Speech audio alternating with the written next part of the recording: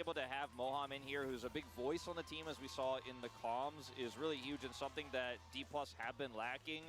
I feel like this series for them is more about proving that this roster could be a roster and that the fans should trust more than actually taking a 2-0 and making sure they get third. As you can see, Fisher, in that T1 series, he had a really good performance. He has really stepped it up. In the beginning of the season, we were like, okay, he's playing Corki only. He's losing to basically every mid laner in lane. He's making low impacts. But in round 2, and especially the latter half of round 2, now the playoffs are out of contention, you can see those numbers going up really big for him. DPM third in the league in round 2. And mid lane, of course, damage percentage also pulling up at 30.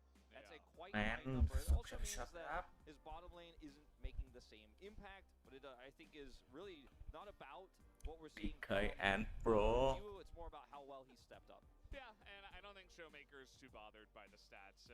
It doesn't seem like he's had too good of stats in round 2. I think part of that is because very oftentimes they will just play around aiming and get him a lot of farm and get him a lot of kills, and that's all good and fine, but Showmaker definitely does feel like a wild card in that roster, as he always does. You never know what he's going to play. He can clutch it in big moments, and I'm sure that once it comes down to the wire, 10th place in kill participation, not going to bother him too much. We've seen players like Fisher and BDD on the Corki end up taking big skirmish fights in the early game around Grubs or around first, second Dragon, and ending up getting 3 kills in the first 10 minutes of the game, or 4 kills in the first 10 minutes of the game, and then it becomes so difficult to play out. I feel like some of those stats that Fisher had were because he had those fights against T1, and so maybe like to see a little bit less of flipping the game around that here for D+. Very measured team, I feel like, at times, even though Lucid is known for his aggression in his early game. I think the drafts will be very much centered around for Nongshim, Lucid, his normal champion. Kèo hôm nay chúng ta có những Showmaker's champion, kèo gì but I think for Nongshim, they should also be focusing on Mihail in the draft and trying to get đội him thắng. our pick because he has Kèo với I feel Luxin like có vẻ khá so much cao. better on that pick than his Trận others. đầu Hasn't looked great. We haven't seen him pick up the cannon really. MVP mid sừng hoặc đội khác. MVP của chỉ số cao nhất đội, điểm chấp số mạng đi. Ai chả, tiền này đang thay đổi rồi. Tổng số mạng giết hơn 5 ngon.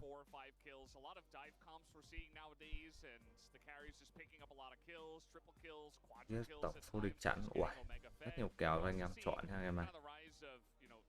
Thấy hấp dẫn đấy.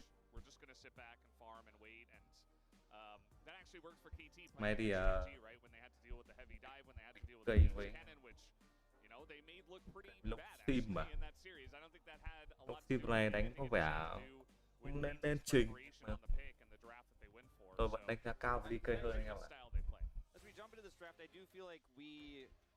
Can say that D+'s drafting has been really good this season, and it has been unique. Tôi vẫn đánh giá cao DK nha anh em. Smoker và aiming vẫn là một cái gì đó có thể tạo ra đột biến. Okay to lean into sometimes, especially when the coordination is looking as good as it has in their last few series compared to round 1 in particular. We'll see what the bans look like here for D+. Might just be a little bit of a tier list takeaway. Picks like the Rumble, the Aurora here on red side.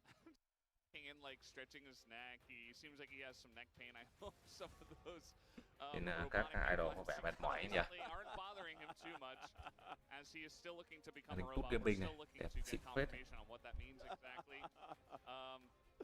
But yeah, maybe he just had a good workout or something. Cấm quen thuộc thì does like to do that as well.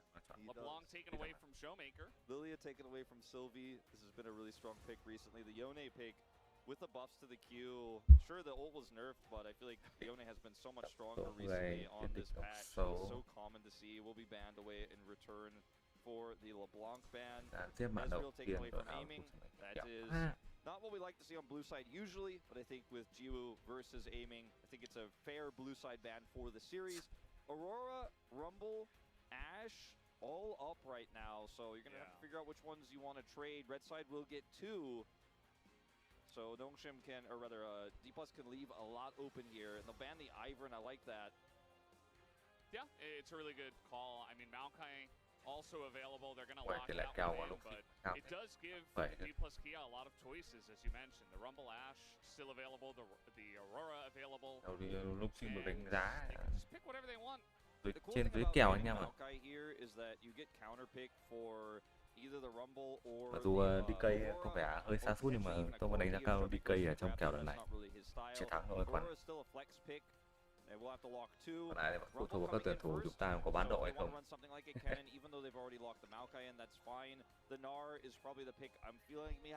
Mọc Khai Corki vẫn là một tướng quen thuộc. Cái này Corki tôi nghĩ khả năng trận đầu DK win cao lắm. Tôi mới cơ đánh Corki khá gánh. I don't want to say that Nar is the counter to Rumble. He's definitely not, but he can weather the storm better than Em có thể qua link ở khi mà phần bình luận để có thể đặt kèo anh em ơi. Yeah, I mean, I said it before. Nar Maokai has just been a terror to deal with. Just the two of them providing frontline and peeling for a couple of AD carries. Now, instead of that, we are going to have locked in here, which is pretty interesting. I mean, it could actually be Senna Maokai. I doubt it will be. Senna meta này ưa chuộng lắm. Hai đội này như là các xạ thủ không chuyên nghiệp hay sao toàn cấm đi mid rừng nhiều nhỉ. Show mắc cười. Là bên Long Sim mà lấy đi Aura. Mà các đội đánh Aura khá lỗi game. Có Gala khắc chế được. Nó chỉ là trên lý thuyết thôi, còn thực hành đéo được làm. Chả giống cờ định mặc Sitra là em là bùng nổ sức mạnh chết một này.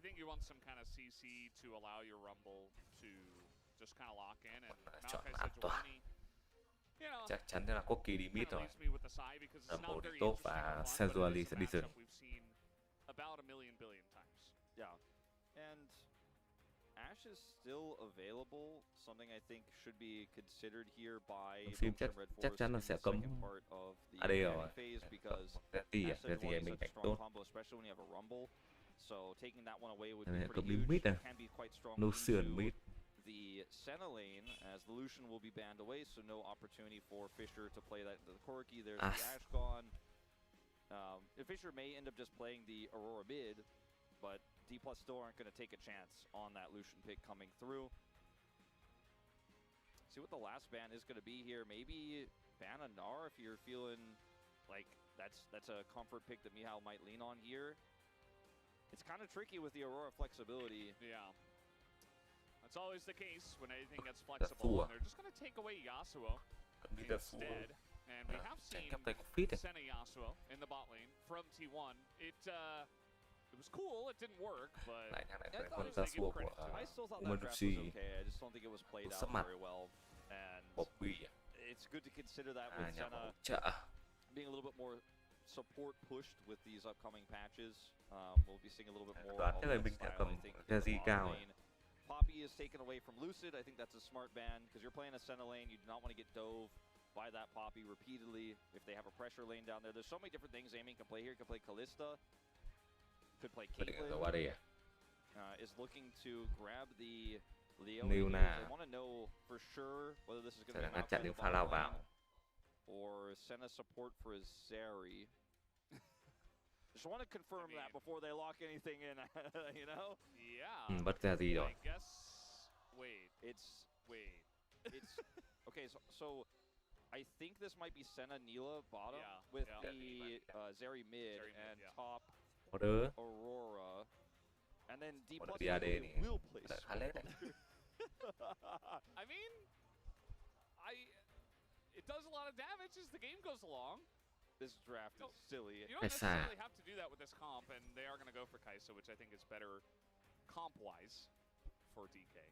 It is very good into the Zeri, and can, get on top of the Aurora. The Aurora has been shown, like, she has a really poor win rate, actually, in the LCK. She's 2-4 at the moment, but I think she's very strong if you can draft around her. They have good stuff with the Nila and the Maokai for her, so ends up being a pretty strong angle for this pick.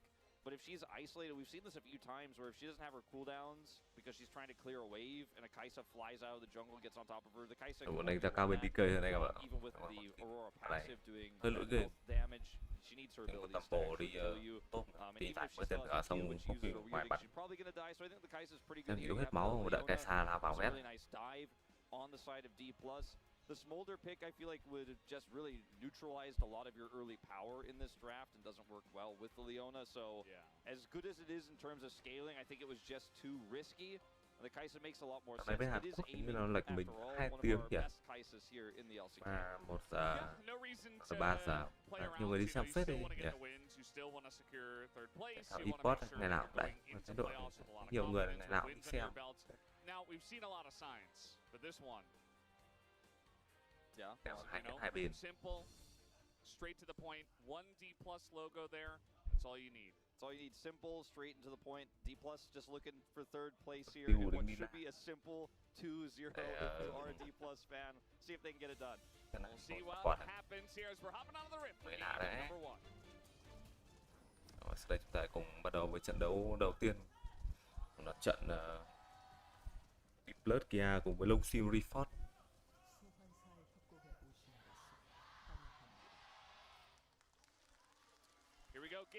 Blood Kia 3 sẽ ở bên phía độ đỏ và Long Sim Reforce sẽ ở bên phía độ xanh anh em ạ. Khởi động của LCK thì nó cũng khá là du ngủ. Đầu tiên là con rồng kỹ. Spinning in the mid lane is not good. You might get. What about the corgi butt shake? Luxit.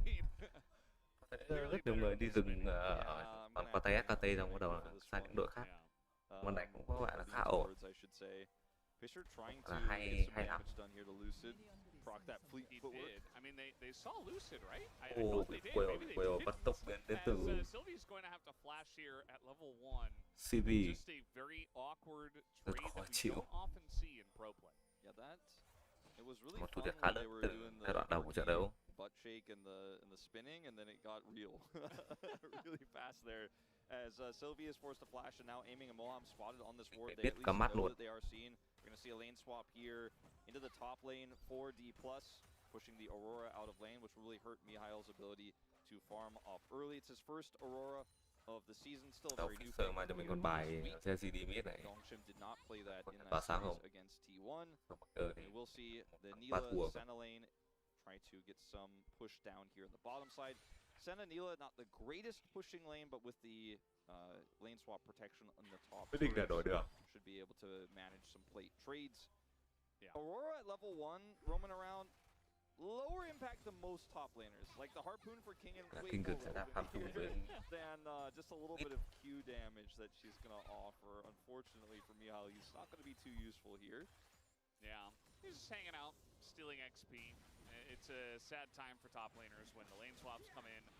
We'll see how many times they have to die to pick up XP, which has been kind of the meta. It's like, okay, thật khá mới ở LCK nhỉ. Có người ta hết kinh nghiệm chung mid. Quyết định cho mình là xong luôn. Nếu như con bùa xanh như từ Lucid, CV đã bị lộ tầm nhìn rồi. Hãy rất nhanh và để giữ được con bùa xanh này nhưng chắc không giữ được rồi. Khả năng CV mất tốc biến khả năng dễ bị quay lắm này. Không. Mình đã có những cái pick đến từ bên phía của Long Sim à. Quyết định là săn bùa đỏ. Nhưng DK không biết điều này. Up there as well, but this is going to be a lot of plate gold going over to Anila. Đi di chuyển khá hay. Is going to get some of that gold as it looks like they're going to swap back now. Feeling pretty good for Nongshim as Sylvie's not only going to get the red buff, but will also get the Krugs without a hitch here, completely untested. And D+, I don't want to say dropping the ball here, but certainly not doing their due diligence to check where Sylvie was, really just indexing heavily into trying to get Kingen up there faster into the top side. Because Mihail has teleport though, he will show up here and will find himself not too far behind, in fact ahead in XP. Yeah. And Lucid's like, wait, where's there's just nothing here. That's weird. And Sylvie, very nice pathing early on in this game. At the end of the day, I mean, you take a look at the bottom laners at least, and the Kai'Sa doesn't have to deal with getting pushed out of lane from the first 3 levels, which is really the point of this. They will fall behind a little bit, will DK in terms of gold, but at the end of the day, now you return to lane. You've got a Kai'Su who's level 3 alongside of Leona, who's quyết định cho mình là ăn cú lê cua đầu tiên. Lucid khả năng sẽ giành dưới là cao ấy. Nào vào đến từ Mohan. Cú thiên đỉnh kiếm, mất quá nhiều máu. Probably not the best idea, but at the end of the day, aiming at least is able to trade that. Not the greatest. Jiwoo with his passive also will get these levels in very quickly, so we'll often have a XP advantage there. And if you end up going in and getting rooted by Vital in these situations, Lucid bị lộ tầm nhìn rồi. Khả năng là CP sẽ ganh đường dưới chẳng. Không, quyết định Lucid là sẽ đi ăn cho mình bãi sói và sang bãi chim. Kéo thì bên lông sim đang là kéo dưới nên là điểm đặt cược rất cao đấy anh em ơi.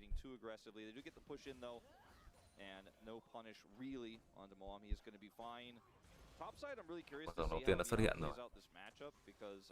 Chưa có động thái nào của hai người đi rừng là muốn nai nếm muốn rồng cả. And her weirding can push you away from the rumble queue, so you can avoid a lot of that damage. Really curious to see how this matchup goes. We're not really chắc là sẽ ăn cua rồi. Lucid chắc biết điều này. Không, Lucid quyết định là ganh đường trên. Đấy rồi, Miki đang vào thế khó. Nhưng mà đằng sau đang có CV lên. CV chạy luôn, King cứ chạy thôi. Rất nhiều máu. Một đầu di chuyển khá hay đến từ cả hai đội. Abandoned the play very early. Yeah, and this ends up being really good for Mihal. Now he's kind of got some pressure onto this Rumble. And Rumble does have teleport, so King can get back here pretty quickly, but still might even be some damage to that first plate, if not the plate itself, going down here. King has to back down a level at the moment. Đó, chưa có động thái lao lên từ Jiwoo. Nó bị lâu hưng cản rồi.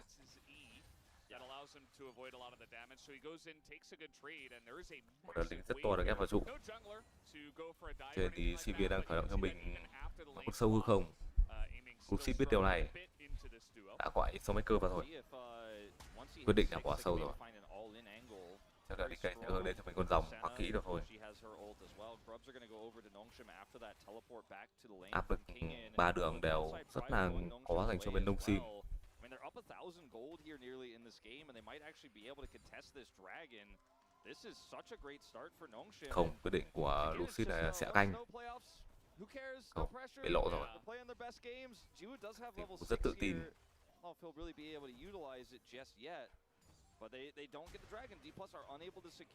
Tầm này mà DK không ăn là chắc chắn là Lucid là kiểm soát con rồng này.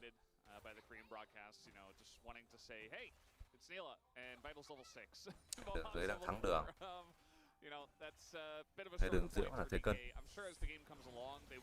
Ủi, đốt rất đau đến từ Kingen. Đỏ hết cả lòng rồi. Mang đi lớn thì ngon phải biết.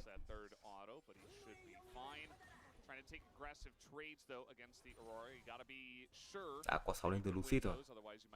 Pha bù là bằng 2 sẽ quăng vào đâu đây? There's that all-in angle for sure for Mihail if he does end up getting a few more of those autos in. Let's see what King is going to look for here as he does charge up. Just going to clear the wave. This is the matchup I really to look at because we haven't seen this one really. Đường dưới là cách biệt khá nhiều chỉ số lính này. Đây mình này có vẻ farm vẻ hơi yếu sao? Này hay chơi bời bú đá nhiều. Con tay. King cần đứng trên tầm nhìn.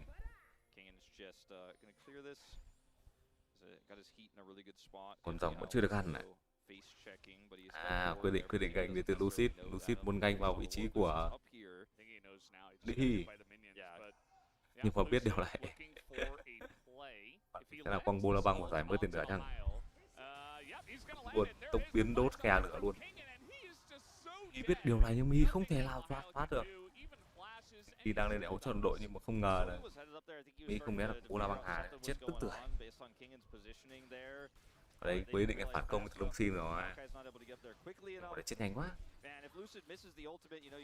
Ở đây Kin không phải mất tên nữa luôn. Tốc biến khe và chết luôn. Đường dưới thì sắp mất trụ đầu tiên rồi. Áp lực quá nhiều. Nào ra đến từ Mohan. Có chỉ là một pha giảm áp lực thôi. Khó chịu. Bài to của con Sana này. Just one more push and they should get it, especially with DK's bottom lane backing. Yeah, there's big win for Nongshim. There's no really way they could Đây rồi, save chắc chắn là this đi is ăn doesn't trụ matter đấy xong rồi sẽ vào liếm thêm một con rồng rồi. here who's backing right now. There's just nothing Rất they hợp can lý do. đến từ There's a lông ton xì, of trụ đầu gold tiên là cái lông xì. into the pockets of the Nila and the Senna. The Nila in particular is very accelerated. Rồi That's bắt đầu exactly rồi. what you want. Mihi bắt đầu di chuyển xuống rồi, khả năng là sẽ giao tranh con rồng một trang. Không, quyết định là chắc bỏ xong rồi. Vì không thể nào tranh chấp được. They got 3 grubs and now they're also going to get this dragon.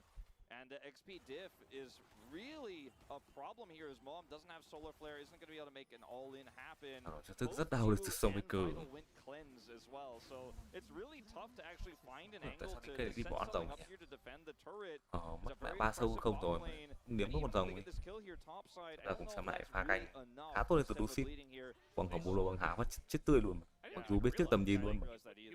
Chắc chắn là Mihe đang đợi mau cài lên nhưng mà không thành công. Quăng quả bolo bằng há xong tốc biến khe lửa. Đốt cháy Mihe luôn. Rất đau đến từ Snowmaker. Tên lửa đã có tên lửa màu hồng nữa. Snowmaker là yêu màu hồng, ghét sự giả dối. Xịt có mặt ở đây. Mihe đang rất khó chịu.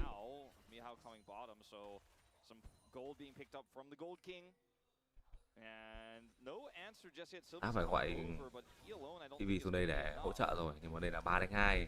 Quyết định đánh đến từ vị trí của Sivir. Đang cố gắng vào trụ bị dồn rất nhiều không chế.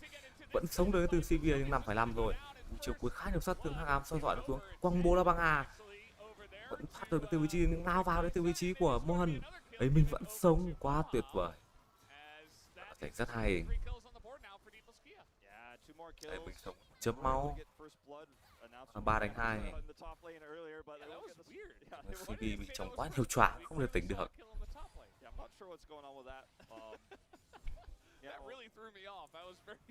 Kigun đang ở trên này, Kigun còn mưa tên nữa. Chắc chắn anh không thể vẫn đeo được pha này rồi.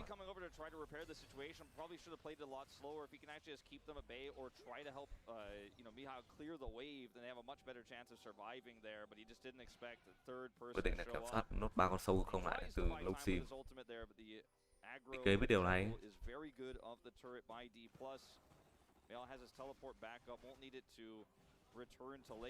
Không tranh chấp à? Quá thà.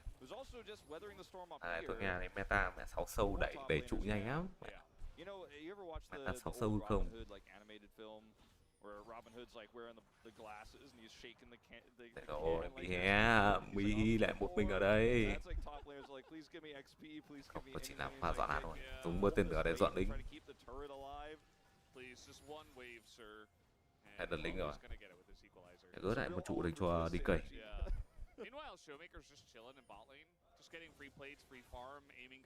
Ta cũng xem lại pha giao tranh này. Thì vì lao vào mà không kịp tỉnh luôn, quá nhiều choáng.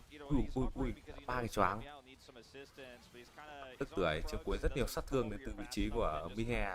Hắc Ám soi dọi. Nhưng vẫn không làm gì được. Mà quá khó chịu được từ Moam. Không đổi được mạng với mình. Trụ sau à?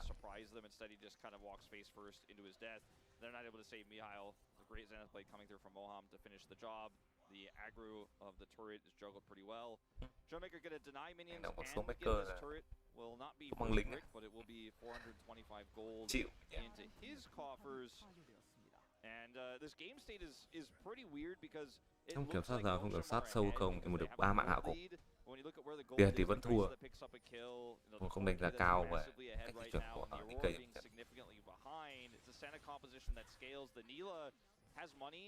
But can't necessarily use it unless they can set up for a good team fight. I feel like the gold is somewhat deceiving đã có phức hợp kiếm thành Snowmaker. Yeah, I would agree. I think that at least on the side of Nongshim, I'm happy that it's Ju who's playing the Nila now. I forget who played it last time, but we were like, this is a weird spot. Also, the build just looks very wrong. So I'm glad that Ju's back on this pick at least. Was it aiming actually? Who did it last time? It might have been aiming. Yeah, it might have been. Which chắc máy lên từ vị trí của Snowmaker. Ao thời gian 20 chỉ số lính. But yeah, I'm just glad to watch Ju on it. He's getting his Bloodthirster first. That's what you want because you need that shield and the extra, Bây giờ nữa con rồng gió xuất hiện, chắc là sẽ là một nơi giao tranh đây, hay là sẽ là độ có ăn thư giả và độ con rồng. Sâu không đẩy tụ rất khỏe. Mình phát hiện Maham bị phát hiện vị trí rồi. Đánh luôn ư.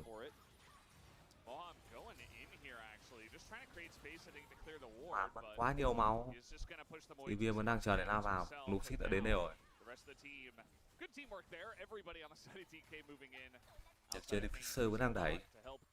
Đẩy rồi, quyết định đến bắt Fisher chăng? Không, quyết định nó là chỉ là kiểm soát tầm nhìn thôi.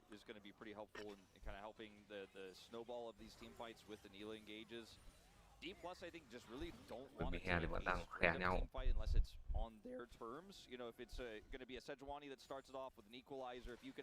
Mục tiêu của hai đội sẽ là con sư giả cắt đứt này.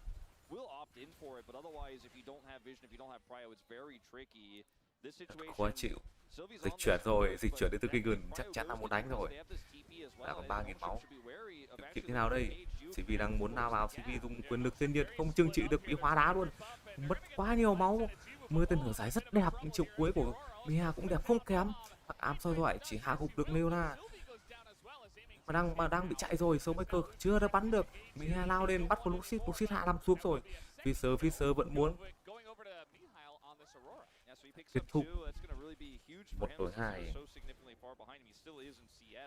1-2 ông có sự lạc hết. Đổi được. Khá dài dạc chẳng. Rồi tôi Showmaker không gây được nhiều đam.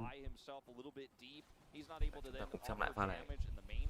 Luxit đã quăng combo là băng hà để tránh CV vào chừng hàng hạt và trừng phạt. Mỗi người đánh một bên. Cuối cùng Showmaker đứng ngoài không biết bắn bên nào.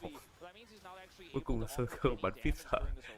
Giờ thì bật không có đam luôn. Cuối cùng Luxit kẹt lại. Mia lao lên khống chế. Bất kill cho Mia. Có rất nhiều chỉ suy nhưng con Aura này vẻ là khá lỗi game nhỉ.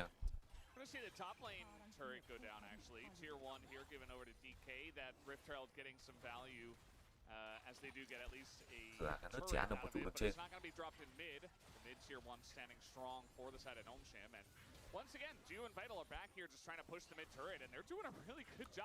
Rất khỏe với 6 sâu không. Trying to push this turret down, it gives them so much additional safety there to push deep later on and to put the Sylvie deep into the enemy. Con rồng bên phía của DK. Ấy bên Showmaker và Fisher solo kill, mất tốc biến rồi. Có quyền lực thiên niên bọc hậu rồi, chạy được không? Không chạy được, bị xoay chân rồi, phải lại solo kill, lao vào tốc biến đấm về. Không thể nào sống được. Mặt mẹ khá tốt. Nhưng quay lại đây lại có giao tranh Luxit quăng bố la băng hà sốc chết tươi Jihu luôn. Tiếp tục những pha giao tranh lấy lửa, tiền vẫn đang là cân. Đều có những chiêu khống chế cực cứng. Maybe a bit of a miscommunication there as they had that opportunity topside with Fisher committing. Bên DK vẫn đang thua. So D+ strike very quickly on the punish there after they see the jungler topside. Good play from Lucid. Lucid 5 assists. Lại pha mắt của Showmaker. Rất may là đã dọn xong tân lính rồi. Tốc biến nhưng bị khóa chân lại bởi quyền lực thiên nhiên. Không có gì để chạy.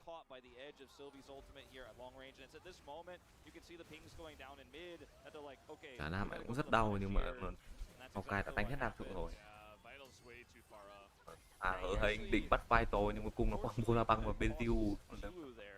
Đâm rau cắp trả. Khá hay là thực chỉ của Luxit. Luxit vẫn đang tìm đây bắt vào vị trí của Fisher nhá. Theo có bola băng hà.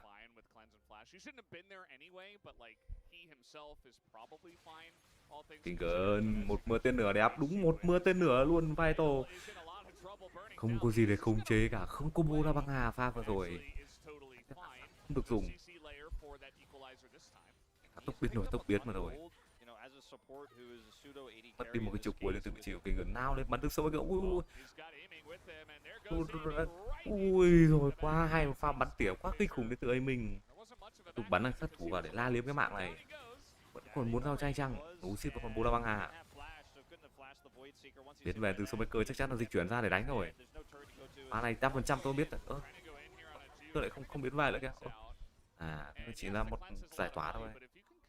Showmaker biến về dịch chuyển nó có mắt tím. Không đánh vào đây nhỉ? Mua là băng hà còn thái dương hạ san mà. Chết rồi, lại bị bọc lại rồi. Cố gắng cái trụ này. Ăn xong trụ rồi. Quyết định không bọc, chịu lông xịt.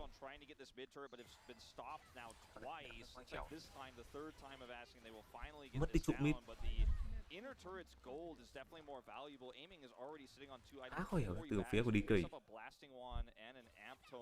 He's almost at that third item where he's going to have more Void Seeker's poke moving into objectives. As this is on Fisher looking for a chase down opportunity. A second time worked well for him last time. Fisher đã mất giật điện rồi, một mặt tỉa quá chuẩn. Đang sát thủ lao đến vào mặt ông. Fisher không kịp ngáp. Didn't have flash, so not much he could have done there. He also already used his wall ride to try to go in on Showmaker. So Zera, you often have that inherent safety, but not if you use it aggressively. Yeah. Maybe just feeling like he could put on the pressure after getting the kill at the top and feel strong himself, but overestimated it as aiming the Gold King is on top. And that's after the lane swap and a full turret worth of plates went over to Jiwoo in this game. With 3 kills and the skirmishing he's been doing and all the CSing he's been doing in this mid game, he actually passes him, you know? So the lead you had on this Neil, like I mentioned, it's great for team fights, but it doesn't necessarily last. And in skirmishes that D+ have been absolutely destroying Nongshim in here in this mid game, just not very valuable, unfortunately. Rất đẹp. Đây rồi, Mihe chắc chắn là sẽ có lỗ ra combat đi. Quăng bô la băng này, quăng bô la băng húc vào một vết tên lửa quá đẹp. Đột cháy ở đội hình của bên Nongshim. Nhưng mà Hắc Ám sát dọa đẹp không kém, chưa có sát thương bồi vào. Nongshim khá nhiều máu. Fisher lao lên trong, Fisher mất tốc biến để chạy rồi. Showmaker vẫn đang được bắn. Rồi sát thương đẹp, thế mà sao lại không mất tí máu nào nhỉ? Tên lửa 4 người vào băng hà. Thiếu Showmaker không có đam thì phải. Mình đây không dám bắn.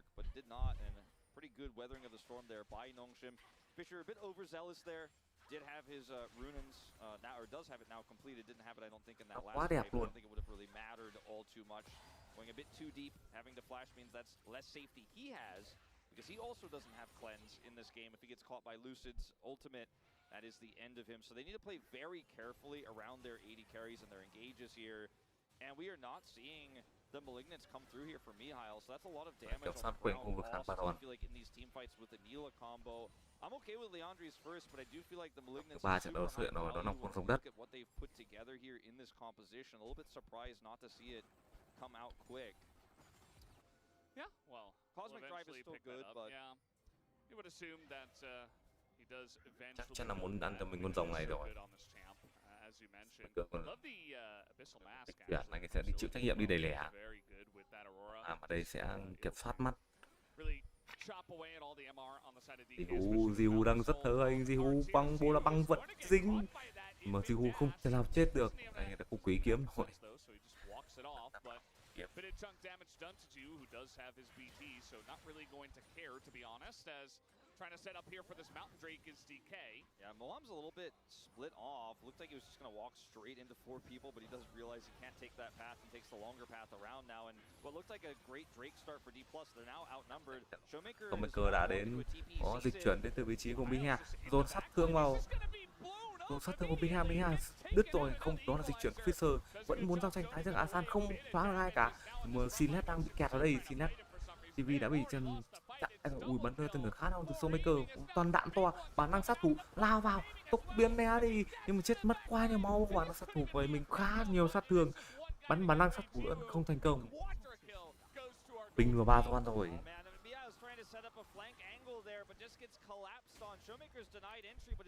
Showmaker có những pha tên lửa quá to. John sẽ dành cho DK.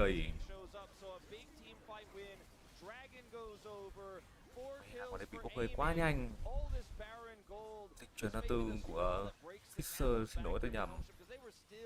Mình đứng quá cao. Bị đua vào bởi Moham mà bị mình không chết tức tưởi luôn, không kịp làm gì. Vẫn còn nguyên chiêu cuối giải 10 tên nữa thì khá là vừa đẹp. Đấy là San chỉ nam chậm. Đột quá đau đến từ vị trí của Kingen, lao lên bắn từ smoker. Hai viên đạn nổ quá là to với bản năng sát thủ. Để đạt đỉnh điểm không thể cứu được Fisher. Và nó đã dành cho vị trí của DK rồi.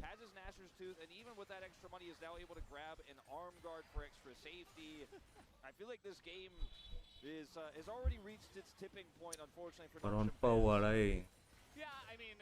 To be honest, their team fighting has just not been on DK's level, and we've seen multiple times, Mihail get caught out, Sylvie had some rough moments, and D plus Kia, this is the comfort zone for them with aiming especially. Like, from ahead on a champ like Kaisa, he knows exactly what to do.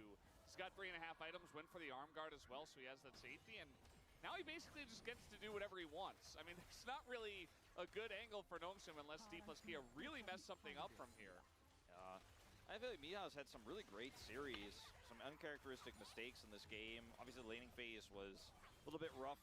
He was low econ and he got ganked. Not the most ideal scenario. Part of that on Sylvie's timings, but Đấy là kênh tiến lên con số 6.000 ở phút 25 rồi. Leona, just maybe not a ton of experience on the Aurora just yet, but it's a very strong pick. No one has that much experience on it just yet. He's a very new player. Trở thành quá tuyệt vời. Just lock that one in. We'll see. 702 là cây đây của ấy mình. Quá sạch. Vượt chỉ số lính. Thời gian. Dạo này tôi cũng khẳng định DK là đánh hơn rồi. Yeah, I'm kind of with you on this one with the Malignants. I feel like especially you want to get that ult up as soon as possible. It's just so strong. Cosmic Drive obviously a very strong. Nhưng mà đánh bài bản thì chắc rồi. Đồng sim rất là khó ăn được.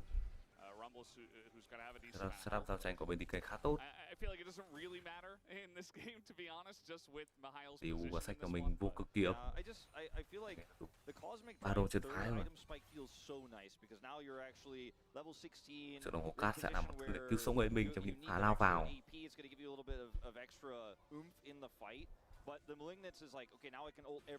Hai phút nữa con rồng ra, đang muốn kiểm soát con rồng lên từ vị trí của DK.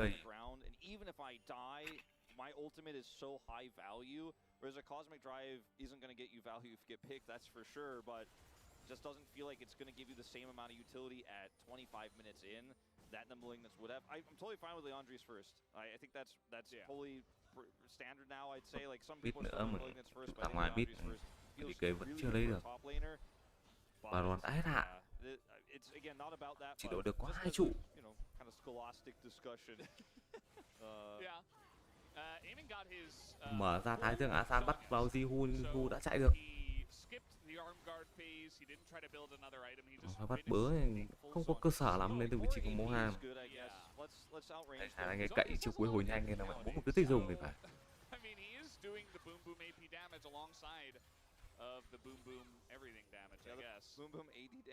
Fisher còn bài ra gì chưa có điểm nhấn nào cả. Khá lù mờ.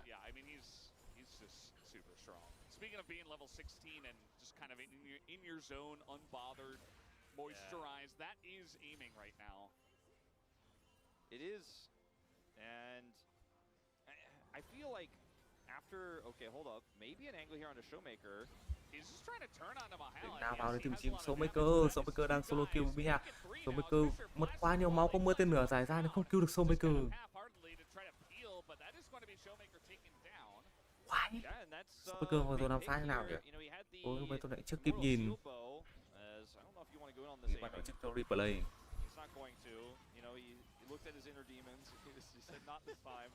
Ba giây đã con rồng ra. Showmaker thì gọi được số 30 giây. Đầu tiên chắc chắn là sẽ líu con rồng này rồi. Hơn người ở đây. Không quyết định họ là bỏ. A nice pick there onto Showmaker, but unfortunately they had to use so much to do it that D Plus are like, well, cool story. Showmaker's up in 12 seconds here. There's no contest of the Drake. D Plus already have 10% extra armor. This composition feels really nice, and the magic resistance will be good as well. Nongshim would have loved to have it, especially into the Corki and the Rumble. Abyssal Mask on Sylvie. Một pha kết hợp giao tranh, Showmaker cứ nghĩ là đồng đội mình ở gần nên là muốn solo. Quá nhiều chiêu ám son giỏi. Cứ để vào goes to the other side and avoids that damage. So Độ của DK thì có Gets tít it vào right. Mùa Hè chưa chạy tới still được. a small drop in the bucket, unfortunately. And I was gonna say, this feels like a really sad Nongshim game, because after you watch them beat 2-1, you're like, man, this team could be good. The early game was good. They kind of botched some of these team fights, and it feels like there was such a good angle here for maybe a potential upset win in game 1, but now it's just kind of circling the drain, as Atlas would put it. Yeah. I do have an inkling that D plus Kia are going to win this first game. It's kind of the way I'm feeling at this point in time, but Yes. unless Nongshim, you know, maybe if they get a couple of picks. We haven't even seen Anila ultimate, I think, in this entire game. No, I haven't seen one myself. I just don't think Và Gio 10 ever got a chance. Like, there hasn't really been a Bước ngoặt trang true DK đang khởi team động fight mình where còn like, khởi động okay, con Nila's Baron. gonna win, we got Maokai, Team đã we biết got điều này, all dịch these chuyển guys. đến từ Showmaker. Send ultimate Thanh over nổ the ra top. Baron còn Let's 7.000 see. máu. Come on, Cái let's hạ see san this chưa làm gì cả. Quyền lực thiên nhiên mới vẫn chỉ là giữ chân được thôi. Đã có bố Long Hà. Baron dành cho bên DK quyết định đánh ra rồi. Lao vào giữa đội hình đến từ vị trí của mình ha. Rất nhiều sát thương đang bị kẹt ở đây rồi. DK muốn rút chạy. DK rút chạy thành công nhưng Fisher đang đuổi theo. Không được rồi, vẫn còn 4 bua lợi Baron. Yeah, they're Chỉ just có lại too Moham mà far thôi. away from the pit to actually contest. D plus had so much control there that even though BI's ultimate is pretty decent in the pit there, Quyết định của DK là không muốn đánh pha vừa rồi. they get the pick Đã on mất quá nhiều tài nguyên để chán cho mình con Baron. Quyết định nào lên gom 2 người từ vị trí của Jihu. Lucy quá trâu, Lucy đang lùa lại. I think that's just frustration. Gio's like, come on, I want to use this. Yeah, aftershocked Pikachu face. Yeah. Goes into Lucid there. Yeah, I don't. Quá trâu của. And engage. Yeah, unfortunately, if he gets multiple people there, I think that might have been an angle. I mean, they got the inner. That's still something that puts DK on -37 Red Bull. Kiên cường muốn pha bọc rất đẹp, chắc chắn là sẽ mưa tên lửa để giải quyết cái trụ này rồi. Đang đợi mô hình Moham xuống.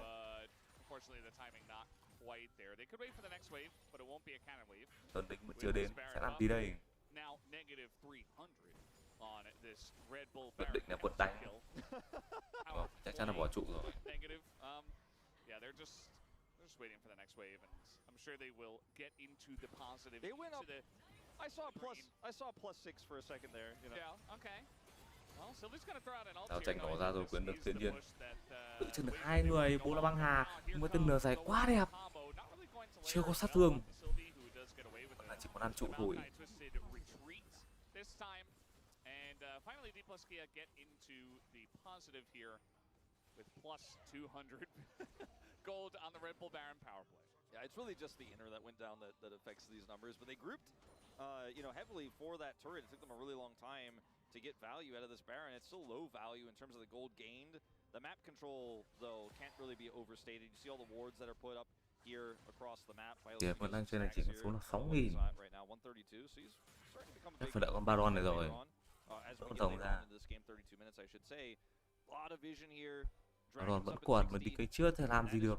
Nó chỉ để được có một trụ. 132 stack đến từ chỉ của Senna trong tay của Viral. Em mình đã có một phù thủy, em mình đã full đồ. Về đến 702, 364 chỉ số lính. Em mình đã full đồ, anh ấy sẽ làm gì với những pha như này đây? Bắn rất đau với chính của Mia. Lao vào hút chợt rồi. Tên lửa đi quá đau đến từ chịu so với từ. Dịch chuyển đến từ Mihe, không dịch chuyển đến từ Fisher. Thì ra đây hội tú rồi, mà này mua tên lửa thì rất đẹp, đợi đánh thôi. Lucid quăng bô la băng quá. Che đi, nhưng mà bị né rồi. Lucid đứng lại, Tuyền được thiên nhiên giữ chân được 3 người, hết trao tranh rồi.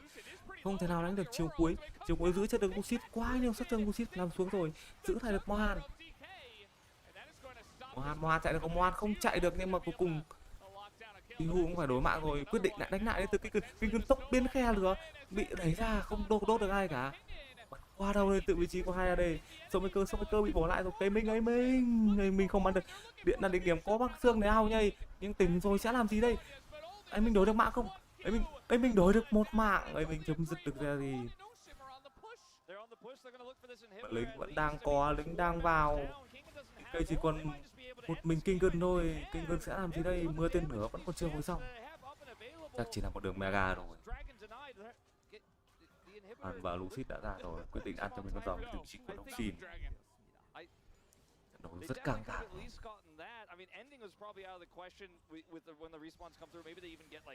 Được thanh niên quá hay đến từ vị trí của IVA.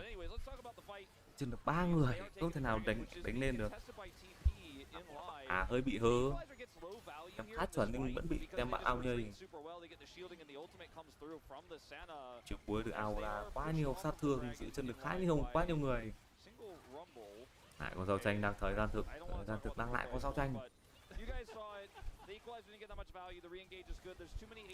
Ngất lên tốc biến lên từ kinh gần cũng bị đẩy ra, khá đen đủ cho anh chàng này. Snowmaker thì phải lại mình đã rất cố gắng để đối mạng. Đối mạng cho Fisher. The Sejuani was the biggest part of this, and then they just front to back. And aiming has a ton of money, has a ton of stats. He has that armor from the Zonias and the activatable, but alone he cannot kill 4 people. Chắc lại phải đợi con Baron này rồi. 50 giây con Baron phải xuất hiện. They got the dragon. Okay. Just backed away. Okay. Nothing really occurred, so you can see that Notion, they take a big fight, and they got 1,300 golden objective bounties from the mid turret, inhibitor turret, and the dragon. So really making a big comeback here is Nongshin. I think D plus Kia, if you're going to fight, it needs to be a full committal, not whatever that was. Because like you said, Wolf, you're going up against 3 80 carries and Maokai. So either you're fully committed, you're all in, or you're just getting tightened out and disengaged from, and then Aurora can push in, and you've got a Maokai ultimate to deal with. I mean, the Aurora ult is so big. I mean, he went Zonia's third, so he just doesn't care about Malignant. So he's still going to have his ult fairly often. It's not on a very long cooldown anyways, but if you get caught on the edge of that, and Lucy walked into the wall there, perhaps thought he was just out of the range of it. Maybe he was like, okay, I'm just out of this, but he was not. He just gets picked and killed. That's a huge problem. They have so much zone control. More than CC, it's zone control, really. They just keep this comp at arm's length and then pick it apart. I mean, if Vital hits a root, for example, that's a go button. You know, you're just like, all right, cool. That's a dead porky. Really up here, respectively, as D+. Now, they do have this scuttle, đang biết nói. vision here. Đợi cho mình con Baron được, chính là Long Xin. Làm gì đây, Baron còn 8.000 máu, ăn rất nhanh. Fisher đang rất yếu máu. Lucid đang đứng cao. Baron còn 6.000 máu. Baron hồi máu rồi. Quyết định là đánh nhau lên từ vị trí của Lucid. Nào vào từ vị của Mâm. Mưa tên lửa dài vào vị trí của mình khá là đẹp. Bô là băng hà bị ao nhây với băng xương, không làm gì được rồi. Mình cũng có băng xương. Snowmaker đang chống triệu hai ở bên này. Mình bị bắt lại, chết rồi, không còn ai. Snowmaker bị bắt lại. Vỡ rồi. Một pha bắt vào Mihe quá là sai lầm, một pha băng xương quá khó chịu. Được chuyển bọc đầu lên từ vị trí của Mihe, bắt vào Lucid. Lucid chắc chắn là phải bỏ mạng rồi, chạy đằng nào được. Chắc là ăn cho mình con Baron rồi, không còn lính rồi. Đen. Dồn vào Mihe chỉ cần một cái băng xương đã, một cái đồng hồ đồng hồ cát đã có thể ao hết tất cả các chiêu. Quyết định là win game vẫn lại chỉ có một mình King Gun ở đây. Với tên lửa lại trong thời gian hồi như vậy. Sâu công đẩy rất nhanh, lấy được 1 mega rồi, chắc là dám biết lấy mega nữa hay là win luôn đây. Quyết định là win luôn. Đã rồi làm gì đây, lính rất nhiều. Dọn được lính không đây? Nào bằng từ mồm đánh nhà đến với chiêu Long Xin, chiến thắng đầu tiên đã dành cho Long Xin, anh em bú kèo đẫm luôn. Với rất tươi đến từ vị trí của Long Xin. Kèo đẫm này.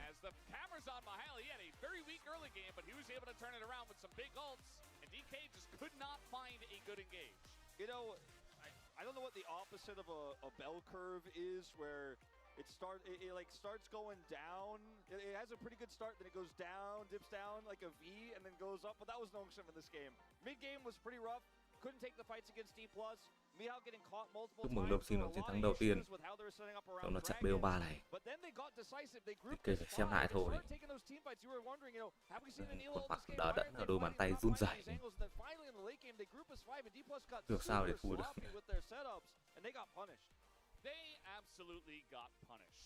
Snowmaker game 33 người sát thương mà không làm gì được game này.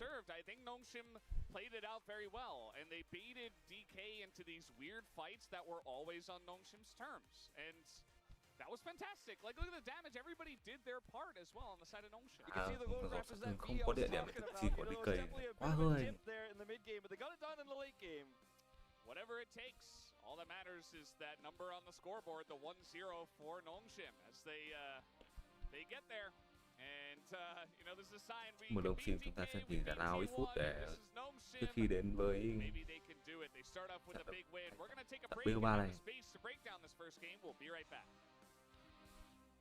Chào các bạn, tôi là bình luận viên Áo Hùng.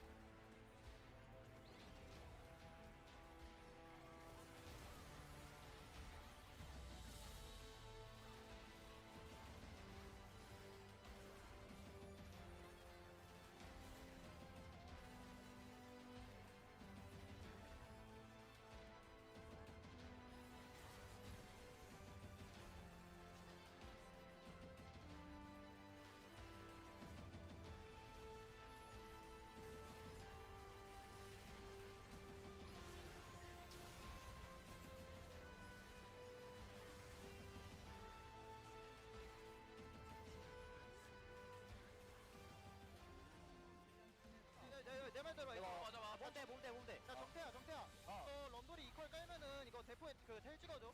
이거 그냥 하면 돼. 무조건 끝나. 사라지는 웨이브에 텔 찍어줘. 그냥 하면 돼. 끝냈어. 야 나 런돌 볼게. 타워 쳐. 그냥 타워 봐.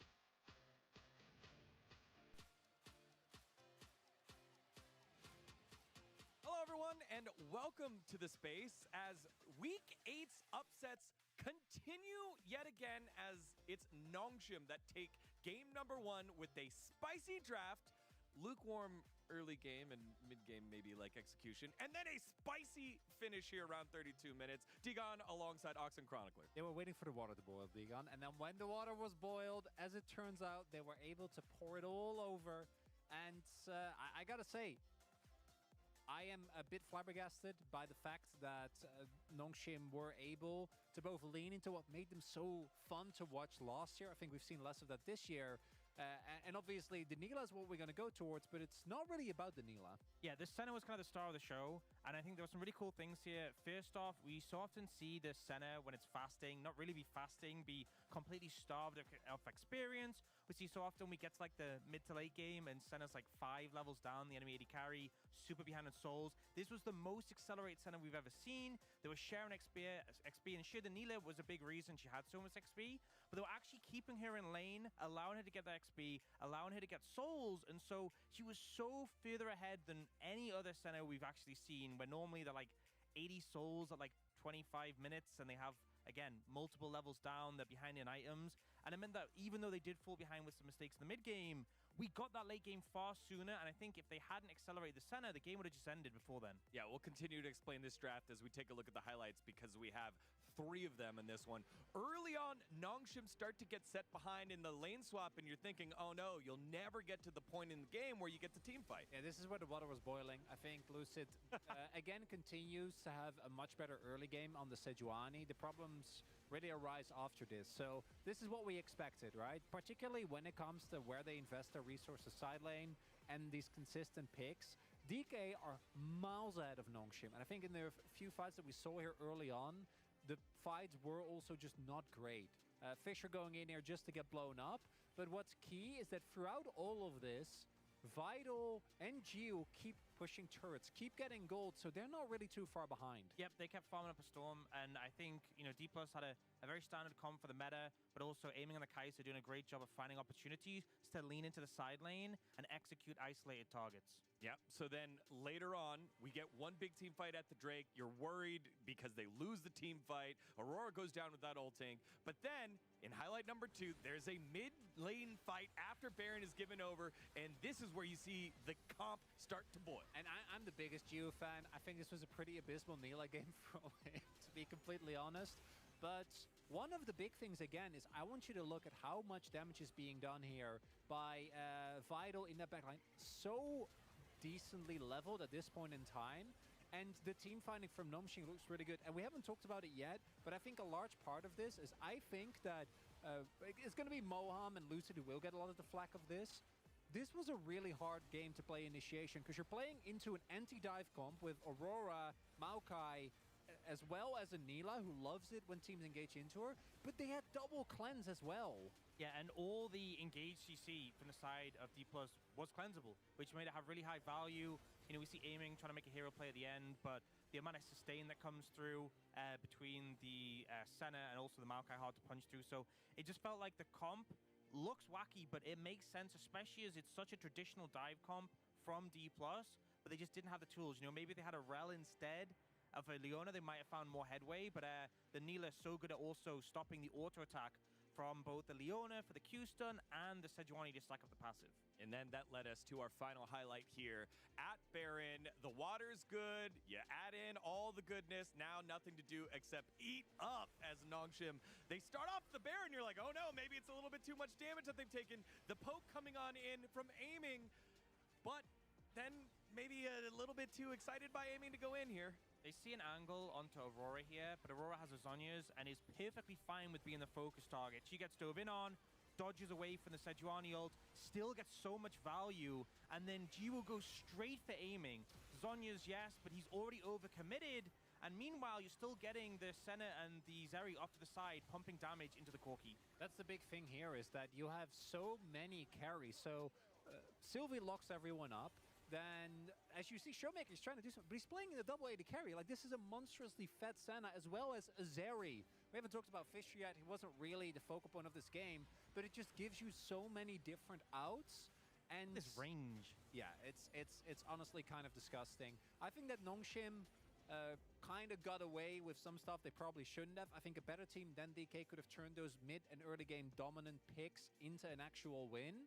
But at the same time, I do think that Nongshim eventually has reached the point where their draft and the double cleanse just ends up working amazingly. Yeah, it looked great. Finally, there at the end, we get to see Nila ult that hits multiple people at once, finally. And Nongshim close it on out. The death timer's too long. They steal this game away after losing the opportunity multiple times. Let's see who the POG is, because you have multiple candidates here for this great draft by Nongshim, and it is vital. It's a victory for all of the Sennas who fasted for this one moment. And I love it, man. The Vital redemption arc goes to challengers, role swaps, comes back, and gets his first POG, playing an AD carry. And it's a cool strategy, but it's also so uniquely excellent for Nongshim because you have a Nila specialist, which not many teams do. You know, I think there's only one or two other teams who could play Nila well, but also you have a support with AD carry experience. You know, we talk a lot about Carrier being capable of playing those AD carries in the bot lane. Vital is someone who's definitely capable of doing it and did such a fantastic job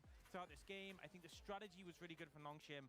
That's what really gave them a lot of power, but also he just did a fantastic job on the pick. Yeah, I really do feel like the Vital votes are on one of Vital's individual performance. The Sylvie votes, I think Sylvie did really bounce. It's a Maokai vote, and I think that's valid.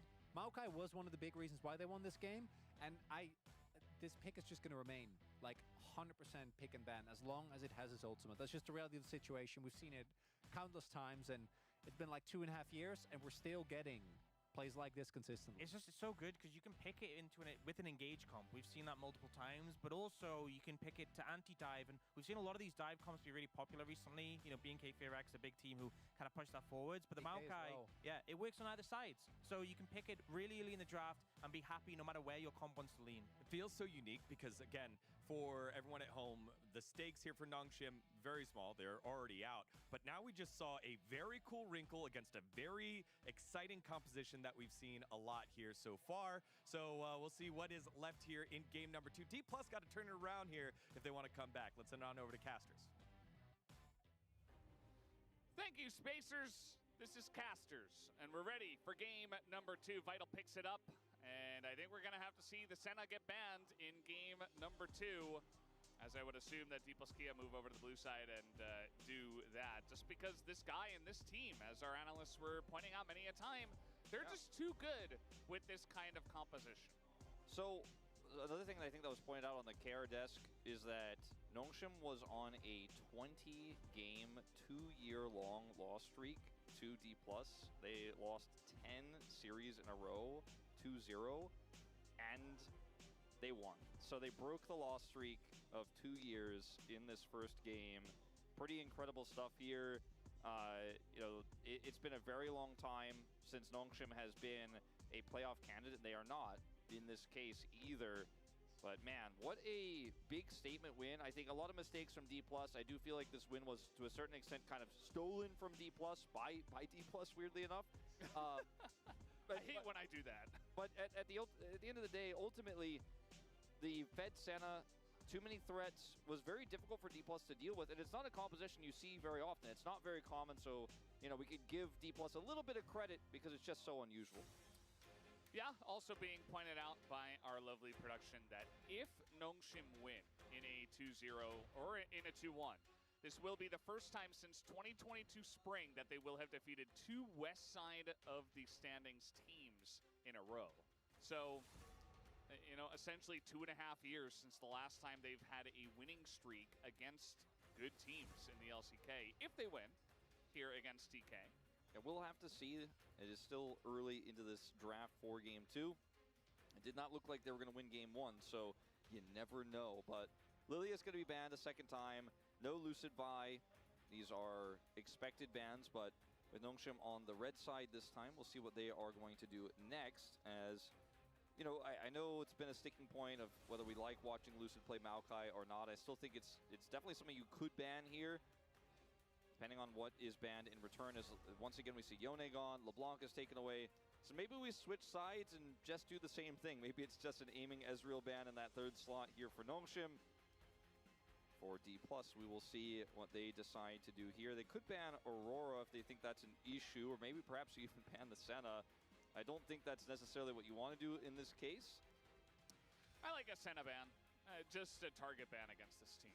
I think just take it away. It gave you a lot of troubles. I think Maokai is really strong right now. I thought maybe they would try to get Lucid on it, as you were mentioning, but instead they just ban it away. They say nobody's playing this overpowered tree. If you leave the Ezreal up, Aiming will very happily play it, but perhaps D+ then play the Aurora, and that's another issue you may have to face, because Mihal had a really nice last team fight there, was able to catch Lucid in that mid fight, but the laning phase was really rough. You know, did not look very good, didn't look very practiced on the pick. See if now that this Rumble has been taken away, the stocks go way up. If he wants to go for that, or if he wants to go for the Ezreal.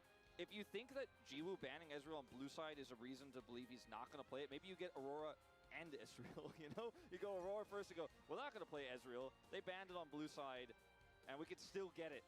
And we'll see the response here. Yes, Nefiri. Yes, absolutely. Very common.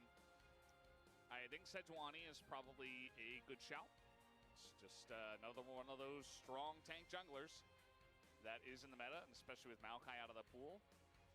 Feels like it only goes up in priority. So looks like Sylvie's going to try his hand at this pick. Sejuani Ashe here, and you know, basically lower the stocks of that Ezreal pick of the Kai'Sa. And then you could go Kalista Ashe. You could also do that. You don't have to play Senna. That's true. I'm sure Vital can pilot either one of those champs as well. Fisher looking like he wants to pick up this Corki, though. But the problem with this Corki lock-in here is now you're playing against Showmaker's Lucian. And if you guys watched during the previous Lucian mid-meta, where it was not a counter to Corki, but actually just the S-tier mid-pick that Showmaker played every time it was left available, which was rare, he was one of the best Lucian mids. So not as big of a fan of this blind pick. Will be the Ezreal to come through first. We kind of expected this, because now you can't get a duo of picks to counter the Ezreal in this third spot on red side, so it feels pretty safe. I mean, they could go for like a Kalista here, but you know, we'll see what their answer is going to be. I don't know, if you really want to lock the Lucian now necessarily. They want to get the Leona here instead. Yeah, I think that Moham's mechanics on Leona were very strong. I think his solar flares were in particular very good. I just feel like the issue is that, you know, the decisions on when to go in as a team, or like Moham sometimes is getting caught out by himself going in. That can be a little bit of an issue, but they're going to put him back on it after some talking after game one, as it looks like maybe a Jace into the Aurora. Nope, just Cassante. Cassante pick is fine here, and is going to be a pick that Mihal has a lot of experience on. Hasn't done a ton of winning on it here in the LCK, but it's definitely a pick that he's very comfortable with. We've discussed this multiple times. It's a Lucian ban here. You have to imagine coming through. I mean, the Aurora could still be played mid, but you don't want to play against that Lucian. You don't want to play against Lee Sin either, so I think that's a wise ban. I do wonder, though, you know, I feel like the Lucian ban seems pretty mandatory here, and Neela's gone. I don't think they have to ban Senna necessarily here, but when they lock the Leona, you get to say no to Lucian, and I think they should. Yeah. I like an Ashe ban from DK. Yeah. I think that's still something you have to look towards. I think Ashe can definitely hold her own into Ezreal lanes, especially nowadays. Can offer you some extra engage alongside the Sejuani, something we talk about all the time. The Poppy is going to be banned away from Lucid as well. Yeah, really wanting to have a strong punish lane in the bottom side and taking away some of the picks that can really shut that down. The Poppy, the Lee Sin, they already banned the Vi. Just saying basically, like, we are going to have a winning lane into this Ezreal in the bottom side, and I want to make sure that Lucid can't punish us while we're hard pushing it. So we'll see what that pick is going to be. The Rakan is taken away. So Ashe feels like a kind of no-brainer here for the side of Nongshim Red Forest. They don't have to lock it in right now if they want to keep it a secret, but I don't think there's any secrets here. Like, it seems pretty obvious that you can... Well... That's a scaling pick. Yeah. It is good with the composition, but it's a bit more survivable against a Leona and an Aurora, right? You've got that dash. As Ashe, sometimes you're just kind of a sitting duck against those two picks, so maybe he just wants a bit of safety? well, he goes for a little bit less safe, but more good into the Ezreal pick here in the Kai'Sa. Not going to be a lane-dominant pick necessarily, but will be quite strong if you can find the Aurora or the Ezreal isolated, just like we talked about in the previous game where Aiming was playing it. As Ivern looks to be the pick here for Lucid, not one that we really associate with him. And he is going to lock it in. I mean, so much is banned away from him. And because they didn't opt into a Kalista lane or an Ashe lane, I feel like this Ivern pick is relatively safe, all things considered. And in fact, going to be Tristana for Showmaker. No Lucian in answer. A great side lane pick, though, here in this draft to buy time for this Ezreal to get online later on. Yeah, double AD carry. You've got Ivern, and you've got that extra range. Wanted something that scales a bit better than the Lucian, I suppose. And it's just going to be a hard engage bot for the side of Vital. No more AD carry fun for our former AD carry. Yeah, the guy who's now support just has to play a real support. That is Rel. Vital did win his last Rel game. It looked pretty good on it. I think might have even gotten POG. I know he definitely got some votes. I think he's proven that he's a very good Rel player. This comp in isolation just here for Nongshim makes a lot of sense.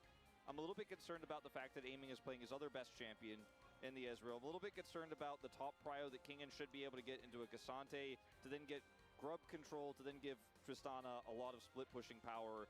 Because macro-wise, I feel like Nongshim have really not impressed when they're at an even game state. When they're ahead, they've done pretty well. But when they're behind, which often does happen at this level of play, the disparity between these two teams, the Tristana just gets so high value when you're trying to decide, oh, can we dive? Can we catch somebody on the map? And then you end up losing so much control. That is a true shot barrage. Coming off the page right there. So you can choose three things: win, win, or Nongshim win. Yeah, winning, victory, or Nongshim winning. Which one do you choose, Wolf? I'm gonna go with victory. I know there will be a victory screen in this game. I think that's a safe bet. This looks like a very strong comp for D+ Kia. It's really strong, great scaling, oppressive on objectives. Nongshim here have some elements of dive, some elements of pick, and it's going to be a tough comp though into what D+ have. We'll see how it goes as we hop into the Rift for Game 2.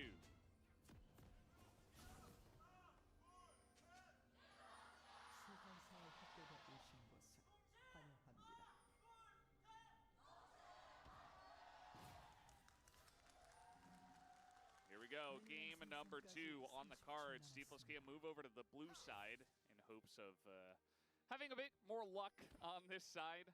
And we already like their draft. We'll see if they can bring us to game 3.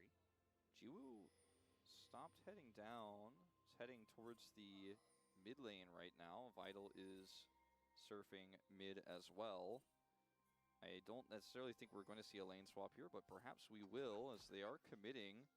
Fisher ends up taking this charge, and they are going to send the Rel top side with Mihail top. They haven't been able to set up any wards or anything like that, as D+ were grouped. I think this is the opportunity Nongshim see, because they were sending the Kai'Sa initially bottom, and then I think they were like, oh, D+ don't have any information. They all grouped mid, so they don't have any wards. We could potentially surprise them here. And so they end up sending him up there, and Mihail and Sylvie are going to look for the Ivern denial. This is a pretty smart game plan here. Great into the Ivern, and D+ just didn't have any information. Kingen showcasing that he is aware. But I thought the idea here and the concept was very smart from Nongshim. Yep, Kingen did spot actually Vital, who had jumped over the Baron wall, so that kind of tipped them off, and that means immediately we got some pings from DK in the enemy blue buff jungle, and that's exactly where Lucid is going to go. Little ward comes in, but that's a bit late. Not going to spot Lucid on the blue buff or making his way into the blue buff. I think they can reasonably expect that that is happening, but it's tough to go verify for sure now. And with Kingen here in the mid lane, it's tough for Fisher to do anything except just hunker down under his turret. We'll see if this goes punished, because obviously Ivern will need some time. He's going to look for a potential gank. Oh! The root comes in. I mean, it's more of just a prank, right? You're not going for the full-on kill, but you are going to get Fisher very low and maybe force him to back early. So because Lucid comes over here and sets up the captures of these camps, you know, this is Sylvie's coming over to try to deny those, but unfortunately with Kingen roaming around and his passive actually pretty strong into an early game Sejuani here, he just can't do it without Fisher. And Fisher was chunked out of lane by Kingen, has to teleport back, and there's just no assistance here. So what looked like a really cool plan here is eventually scouted out by that ward you mentioned on the Baron pit. Kingen goes mid, and now Lucid is going to be able to go over here and capture these camps fully. Won't even have to use his smite or anything like that. There's just no contest. Man, they have full control of the bottom side. Again, I really like the idea here for Nongshim, but D+ just read it so well and countered it so well. Yeah, now Nongshim are sitting their bot lane to, well, the bot lane. I don't really see an angle for them, right? This is 2v4. They have Sylvie making the way over. It's a big wave, but there's already brushes set up here from the Ivern. You're getting zoned off of the turret and the XP and the gold. Now Sylvie's going to make his way over and make it a 3v4. So maybe that allows them some access in. Yeah, this is getting a little bit weird, but they do get the access, as you mentioned, with Sejuani coming over. Sylvie is able to escort them in. Top side, obviously Miao has had some extra alone time here, has picked up a decent amount of experience. Kingen got some experience, but obviously a lot of that was split. We'll teleport here and get a little bit of this wave. It's not going to be too far behind in XP. Significantly far behind in gold, though, with Mihao picking up all that CS. But does that really matter when he's a Cassante and you're a ranged champion? Maybe not. I don't think Kingen is too upset about it. Yeah, it's not the end of the world. I mean, Kingen's just going to get the farming and should be very comfortable. Maybe down 10 CS, not the biggest deal. Meanwhile, Jiwoo, you know, denied a lot of CS and XP. He just buys a cult and returns to lane, and things kind of go back to normal. Yeah, Showmaker also had some of his XP leached by Kingen, so he's down a level here, but CS is in favor of him with this next wave coming through. Will actually take about a 5 CS lead. Fisher doesn't have teleport, so very awkward for him. Not able to utilize that experience advantage really in this matchup, especially with Corki's health being nerfed. I really like the idea of Kingen just instantly running mid, getting power out of his passive at level 1. Sacrificing obviously a little bit of economy here topside, but just don't think it's something that he's going to worry too much about. It's not something that Cassante can punish really hard in this melee versus ranged matchup. Yeah, meanwhile, a bit of a fight over vision around the first dragon, which is Mountain Dragon, so no Mountain Soul this time.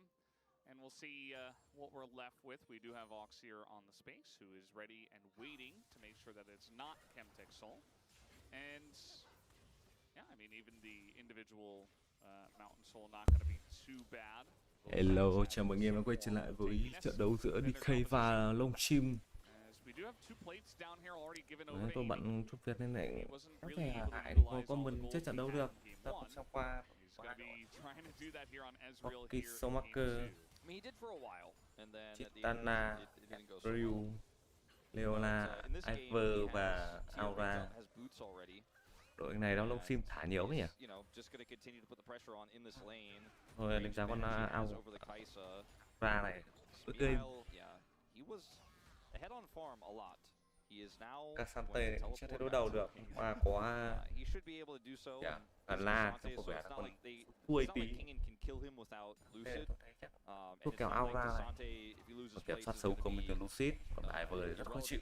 Còn bài mà từng búp mid và SB búp để bảo kê AD doesn't feel like it's really all too worthwhile at the moment. Doesn't feel like it's going to be a big boon for Nongshim. Cái sao ở đấy chưa bị thua được nhỉ? They didn't really get anything out of that. Yeah. Trận này mà thắng nữa thì chắc là Nongshim. Ui sao tranh nổ ra, CV bắt vào Moham. Moham tất lại Binh vẫn đang bắn. Ui Fighter bị xả quá nhiều sát thương. Fisher đã có mặt ở đây. Smoker cũng đang xuống. Doesn't amount to too much, and Lucid's like, well, I'm just farming. Not really concerned with the aggression here. I'm all about passively farming camps and helping out the critters of the jungle and my teammates. Aiming has level 6. If Jiwoo had 6 and could have ulted in there, then, you know, maybe there's an angle. But unfortunately, as you say, Leon is just super tanky. And Aftershock and Eclipse, and can't kill her in that moment. Good attempt there by Sylvie to punish. Perhaps aiming doesn't realize, or Moham's a little bit deeper there, and maybe you get something, but comes up empty. You can see the gold leads here across the board, and Mihail still has some residue from the Em damage he nhà cầm had Casante còn earlier tướng in nữa his game 500 năm. small. Để rồi solo kill giữa Fitter và Showmaker, Showmaker. careful here. Khá nhiều máu. Phải mất chiếc cuối rồi. Thích được bom thì cũng không làm gì được. Kìa vừa liền cho mình nốt còn hầm cuối cùng. Cùng ánh sáng rất chất lượng ạ. Showmaker did do a lot of damage with his ult, but still feels pretty good for Fisher, who actually is ahead on his teleport. Mất mẹ mùa đỏ. Lửa đấy, nó chưa lên. Continue to put on pressure in this lane. Exactly. Hai cái lợi hai đến từ Fisher và Hugh. I think the difference between the Tristana and the Lucian in this game is the Tristana side lane win cons are so much higher than what Lucian can offer in a side. He's not bad in the side by any means, but Tristana also has great skirmishing power with her jump resets. Doesn't win lane as hard against Corki. It's a very volatile matchup. Lucian generally does win, and if you win super hard as Showmaker and maybe even threaten kill pressure, could look a little bit different, but Mihail does end up getting control for just a moment, or sorry, Fisher gets control for just a minute, and does have that teleport advantage for a little while. Lucid's going to pay a visit, though. Yeah. The old Ivern special. Let me give you a couple of things and help you win the lane from here. A couple of bushes, shield, and that will, in fact, help out quite a lot.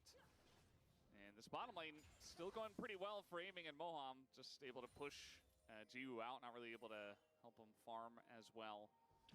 It is double cull for the Nongshim 80 carries compared to no culls on the side of D plus Kia. So maybe that helps them kind of shore up some of this deficit they're at.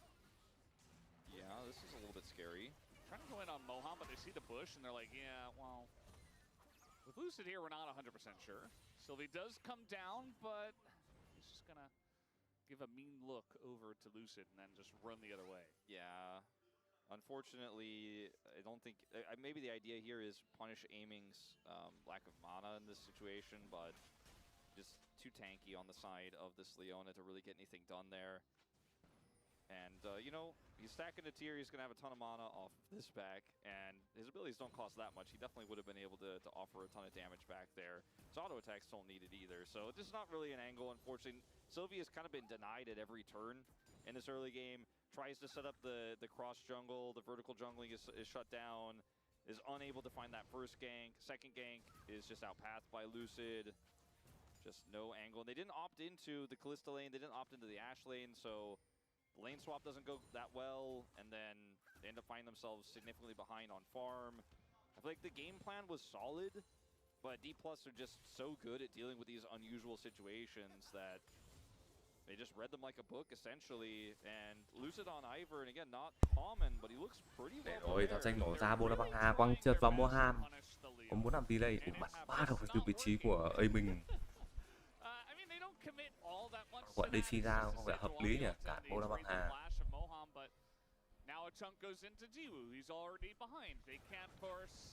Lại solo kill từ Fisher và Showmaker bắn quá đau, toàn tên lửa định hướng vào đầu thôi. Một tên lửa định hướng chắc chắn là chết. Lại lướt về rồi. Tầm con dòng đất đến được vị trí của DK. Cái này Fisher không phải khả năng gánh tem tốt nhỉ. Làm chậm nhịp biến về đến vị trí của Fisher. CV đang lượn nách ở đây. Dịch trở lại từ Showmaker. Fisher will get that free back I was talking about with the clear of the wave. Sylvie is counter jungling. Yeah. I really thought that with that mid prio they had from that trade, they would try to get the dragon. Fight for the dragon at least, but I guess with Showmaker with TP, they didn't want to take a chance. I mean, Jiwoo just feels, to be honest, kind of useless at this point in time, especially compared to the Ezreal and the amount of damage that aiming is doing. So they don't feel confident in a fight there, and Sylvie's not able to get much else other than a couple of camps. Fisher actually doesn't get the free back. Coming back a little bit late to lane here, losing some minions, not able to show up for this grub fight. D+ already have 2 grubs And if they get 5 on this Tristana and aside, I've already talked about what this is. Tốc trung bình là ba con sâu không rất căng thẳng ở đây. Quyết định nào vào được xịn mũi tốc biến lao vào com được 2 người dồn tất cả vị trí Showmaker chơi không kịp ngáp. Kinh Gơn đấy là Kinh Gơn nam thì không, Kinh Gơn bé mất tốc biến rồi. Xuống ngựa và lao vào rất hay. Quăng bô là băng trượt né rất dẻo từ chiêu Kinh Gơn.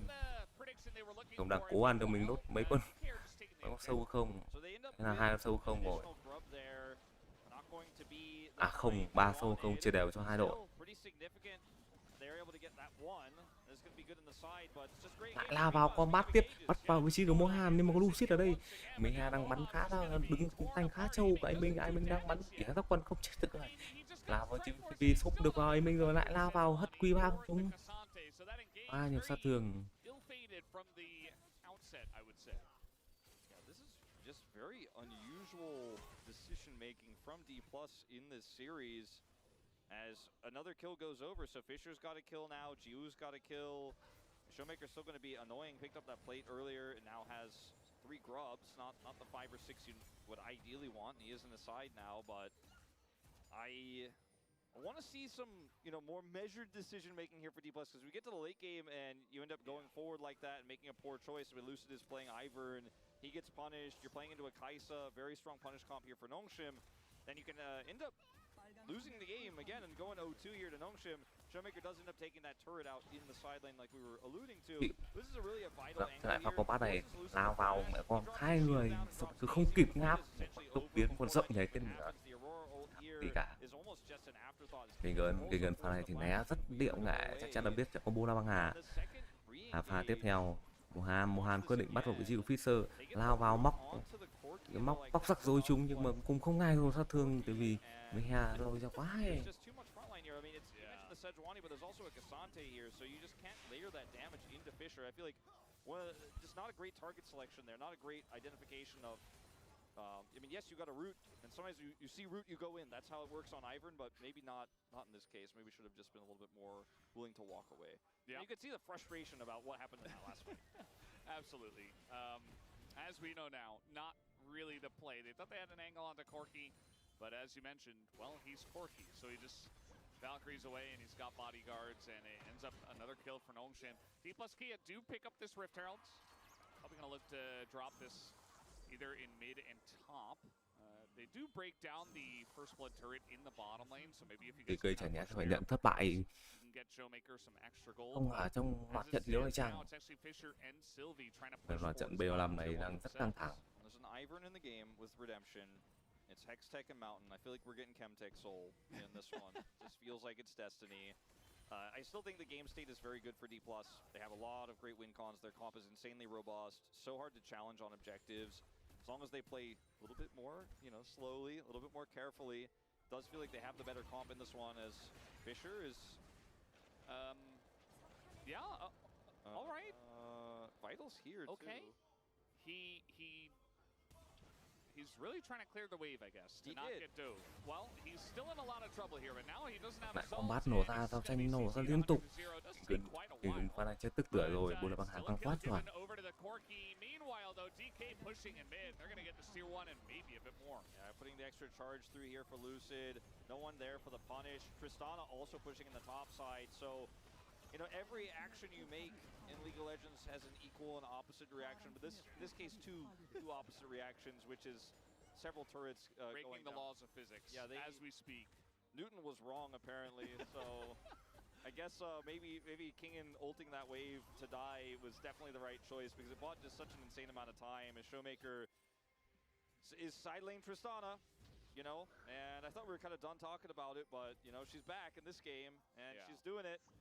This always happens, especially with champs that were already really strong. They get like a tap, and it's a decent tap that was done to both Tristana, Corki, whatever, and they're just still broken. Like they're just still good, but teams in the LCK are like, I'm not sure. They got nerfed. So look at they want to play it. Look at the lack of vision for Kingen here in his jungle. He sees it's a cannon wave, and he's like, I'm gonna get dove. Like he doesn't even have vision yet at this moment that anyone's coming. But he has such good game sense to know, okay, this is what's happening. Tristana is hard pushing top, no one's there. We're hard pushing mid with a Rift Herald, no one's there. They're ganking me, I'm gonna clear this wave, keep pushing.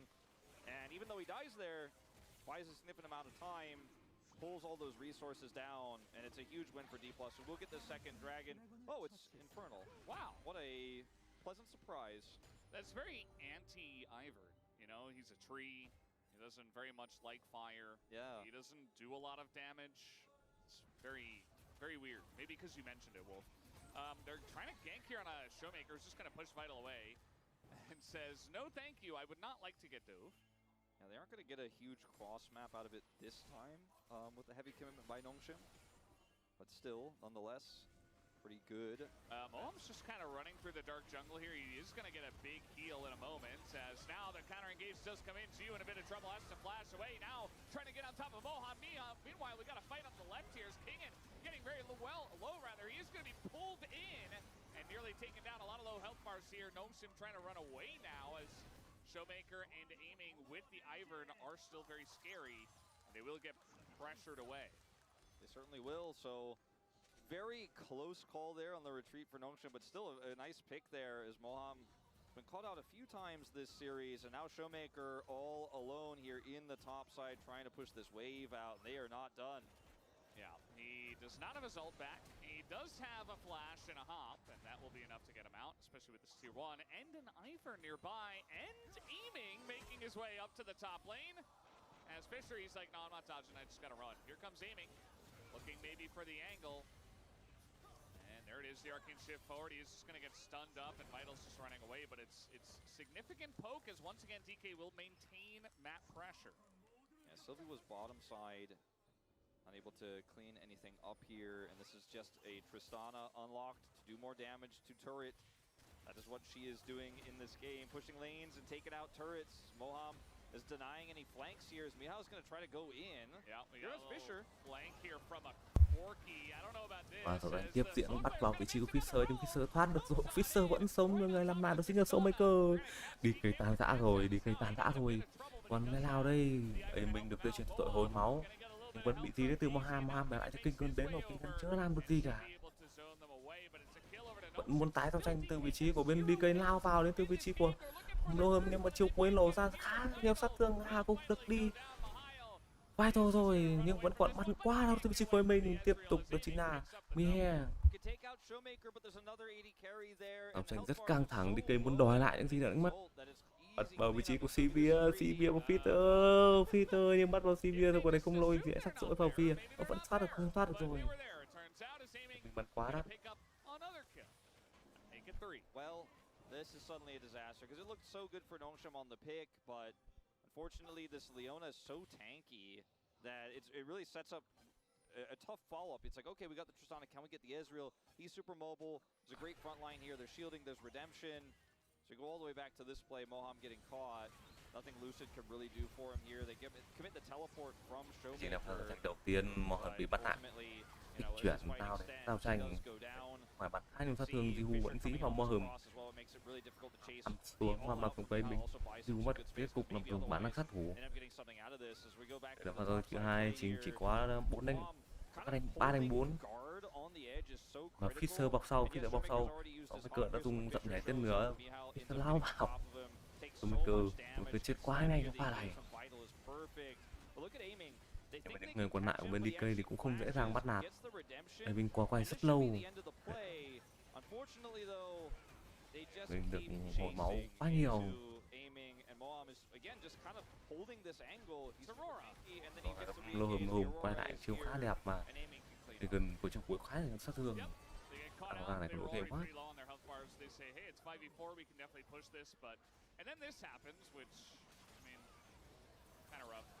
No vision, and DK able to punish. Yeah, this is really unfortunate. I think just kind of tunneling in frustration after the failed chase down there. When you get aiming sums, you know, that's a big win. That's going to be something that's valuable for the next fight, the next skirmish. I mean, Dragon's up in 30 seconds here. They had just been happy with that and backed away. It still feel like a win, but they really wanted more. As Kingen is with the ult at the ready here, expected. Nghiêng về bên Doxin, nhưng mà tiền lại nghiêng về bên DK. Moonstone here for Lucid. He went for McHale's, which, I mean, aiming's got cleanse, but Showmaker doesn't. So you can cleanse the Sejuani ult, yes, but as Ox mentioned before, the rel a little bit more difficult to Rồi mất vào vị trí handle, kinh and gần they rồi, end up con này thì losing chạy some thấy of đéo those. nào được. This is gonna be king and dying. This Mạng has dành been cho more Fixer. and more side lane pressure from Nongshim. They're gonna get another kill here, and now maybe threaten Baron. Khởi động luôn ba con từ vị trí của bên Nông Team. Hai thằng toàn ba con khá là chậm. Chuyển đến từ vị trí của Mihir để bắt một cái tạo thành con ma này rồi. Vài tổ đã chọn góc để lao vào gom nhưng quyết định là đánh vào vai tổ chứ. Thắng hai người nhưng mà đang lao vào Lucid không cướp được. Còn quăng cô là băng trúng vào Lucid. Nhưng hạ Sam lại trúng vào. Sivir lao vào bản năng sát thủ quá nhiều sát thương đến từ vị trí của Hihu. Mình và Showmaker mà đang muốn ở lại để gỡ gạt cái gì đó. Nongshim will look to back away with 5 members worth of Baron. It's a decisive call from Nongshim, but the answer from Chẳng không làm gì được isn't cả. anything but Showmaker doesn't want to commit, doesn't want to come over, and that is just the time that they needed. Now he's down TP. They will be able to get soul point for this, which is LCK chỉ là một con rồng thôi. very significant in Ba terms of rồng what they rồi. get in return, but Nongshim take a gold lead in this game now, and these fights are not very convincing, Valdez. I mean, you're looking at Fisher, 4 kills, Kaisa, 4 kills about to have. Fixer và Jihu đang rất sành, kể là 4-0-3 và 4-0-1 và bắt vào vị trí của Bohan tiếp theo. Đó chỉ là một pha cọ sát thôi.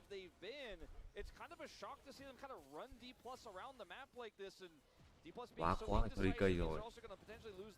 Ở đây Showmaker nhưng không tự chân được ai cả. Bắn lại quá đau đây từ vị trí của Fixer, tên lửa định hướng trúng không đúng. Nhưng vào đây không có bùa là bằng. Đấy, bùa là bằng 100% mẹ Fixer chết, Showmaker chết chặt.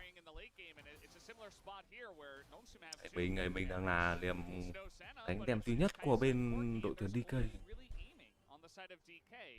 And you've also got Nivern, which is only going to bolster your AD carries basically and heal them up, but he doesn't have Moonstone, as I mentioned before. Rất nhiều bụi. Showmaker isn't really a champ right now. Like, he pushes turrets. That's kind of what he Bắn sát does. thủ. And he's just not nearly as bad Đưa as cô lao vào. carries in this game. Chưa có thể để áp được Akadaisi để giải tỏa áp lực.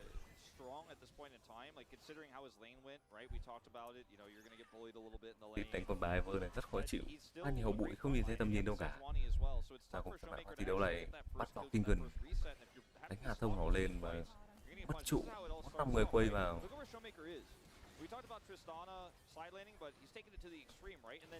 Và đảm bảo ra con ba giòn dành cho Long Sim. Họ giòn quá ngon. Bùa là bằng trúng vào Lucid, Moham ở lại với Lucid để chống chịu sát thương, không thể nào chống chịu được sát thương quá mạnh đến từ vị trí của Sihu.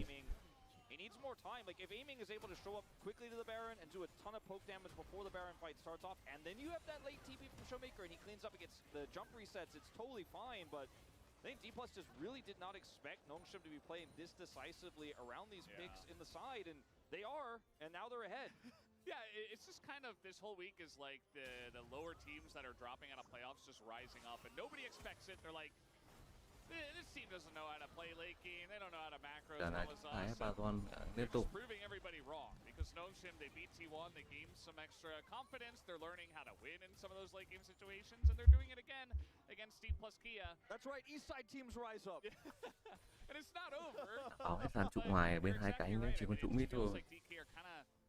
It's like they're always taking a half measure. They're not fully committed to any of their fights. Like, imagine if they just said, okay, well, we kind of screwed up. Kingen got picked. Let's just back away. And, like, maybe aiming stops the back. Maybe, like, Showmaker gets a bunch of value in the side lane. Nó không cua đây, nhưng không chọc. Vị trí của fight khó. Different than what we saw, which was kind of a half-hearted rất áp lực luôn. Team fight on the Baron 4v5 with the late TP. Yeah. So, can't get that one from the Gold King Vital. And yeah, I mean, I wonder how the next fight is going to go because now Nongshim have a decent amount of map control, really for the first time. As you can see, they're utilizing it here. Bằng không trúng ai cả. Ăn may không may không. Go over walls. Yeah, that one slide. We're all learning here. It's okay. I think that the scary part about this is if D+ are going to be indecisive as well, and the Ivern comps. The early game was played really well from Lucid. We'll see how he can manage his brushes for objective control later on, because that's really what's key. Because they can actually get in front of soul off of this next dragon. If he can set up well for that, put up the brushes. Mình đang là niềm hy vọng cuối cùng của DK trong để muốn kéo dài ván đấu này đến ván đấu thứ 3. Và cùng với LCK chắc chắn là sẽ có chiến thắng 2-0 trước DK. Hoặc là một cái trận và đều gặp khá là nhiều rủi ro với tất cả các đội trên.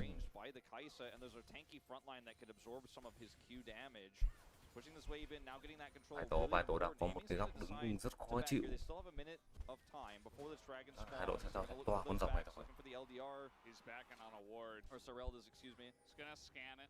Lướt sang OCB bắt vào vị trí của Moham, rất nhiều thứ dồn vào nhưng chưa có bố la băng, mới chỉ có choáng thôi. Moham chúng chịu khá trâu nhưng mà không chịu được. Quá là nhiều thứ dồn vào, đến từ bản năng sát thủ đến những tên nửa định hướng. Vẫn còn bố la băng chưa hồi chứ không phải là không có, xin lỗi.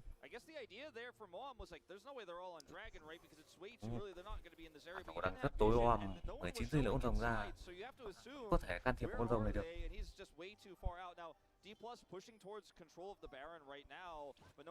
Con rồng ở này để ngắt mạch rồng ở bên DK.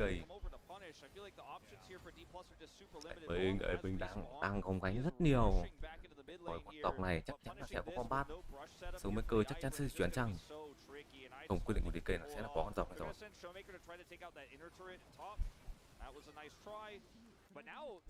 Dịch chuyển về đẹp để tìm vị trí của Fisher.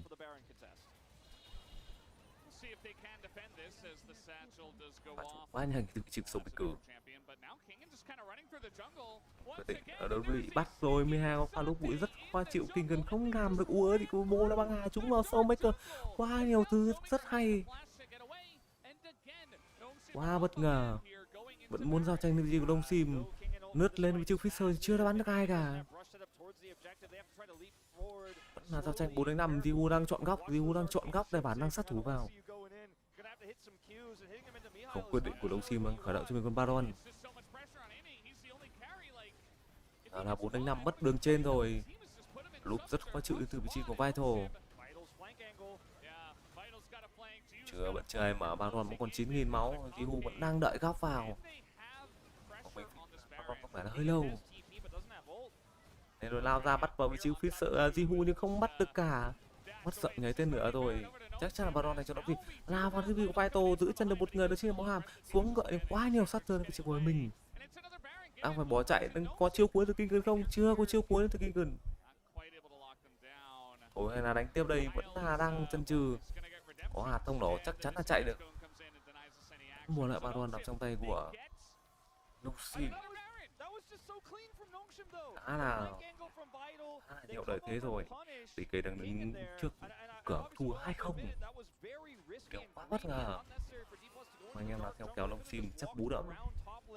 Still come over to contest Baron. It's not like if you walk the other way, then Nongshim are just suddenly going to make Baron disappear before you can get there. I think the idea there is bị bắt lại chính là Moham. Just backing here greedily in this jungle without any vision in his own jungle, so very greedy, very risky.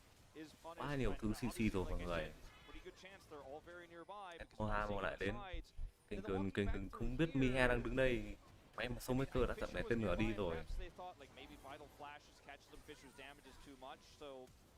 Mất thêm cả túc biến để tỉnh không? Bố la băng vừa rồi. Ngoài cái mình bật đau quá ấy.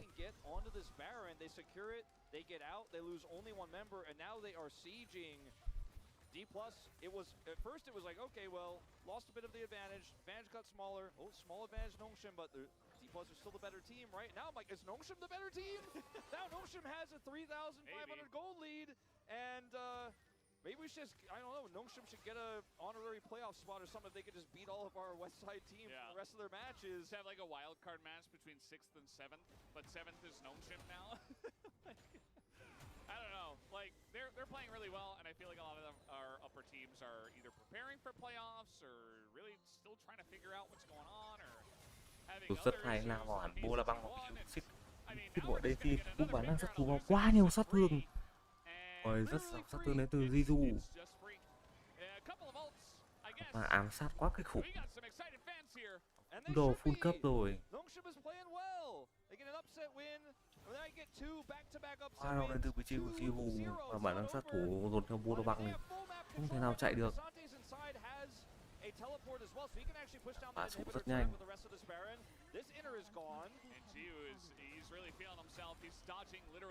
Đánh đeo đến cả 3 đường rất khó chịu. DK phải làm gì đây? DK đang đứng trước cửa thua 2-0. I mean, this is the Nongshim that the Nongshim fans were waiting for. This is this potential of this roster fully realized. Một phút nữa con rồng mới ra. Team sẽ làm gì đây? Đây đây 601 và 404. Bắt của chi của Moham chăng? Loham không bên về hết rồi. Yeah, it could just be both of them. DRX is like, can I get all the action? We'll see. We'll see how the matches come next Chắc week. lại pha này và chết quá anh từ Lucid, mặc dù anh ấy đã lên khá chịu. Đứng trên tầm nhìn rất qua tường quang vô la băng. Bán năng sát thủ lao vào, lứa cây máu. Aiming was like, I need that gold no matter what. And Lucid dies. I'm the carry. Look at me now. I'm the carry. He's still 4-0 on this Ezreal, but like you said, hasn't been able to land all of his Mystic shots. Some really good movement from Jiwoo. Sylvie is just so tanky. He has Warmog, so if he takes some poke, he just walks it off. Yeah. I just feel like at the end of the day, there's only so much that one man can do.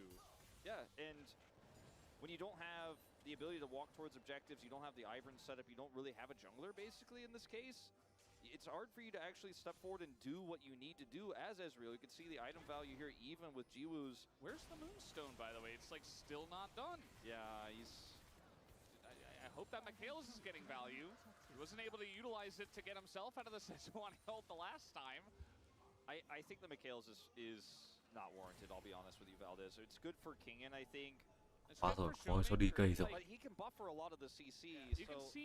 Một con Baron này chắc chắn là sẽ kết thúc ban đầu đến từ trình Long Sim. Giờ muốn quăng thì chỉ có nhạc cái quăng thôi. Còn Long Sim muốn quăng thì rất khó. You have the shields already. You went Dawncore, which is I feel like that's a good fourth or third item for Ivern. Yeah. Quá xanh từ vị trí của Jiwoo. One of those items where it's a luxury when you're ahead. Quá là hay. But it feels like it's nhưng mà mình bên kia thì hay cũng không kém. Mình cũng sắp đồ rồi. I am concerned, and now we're stacking Infernal Dragons as Nongshim, so additional stats for the Corki, additional stats for the Kai'Sa, more poke for the Kai'Sa.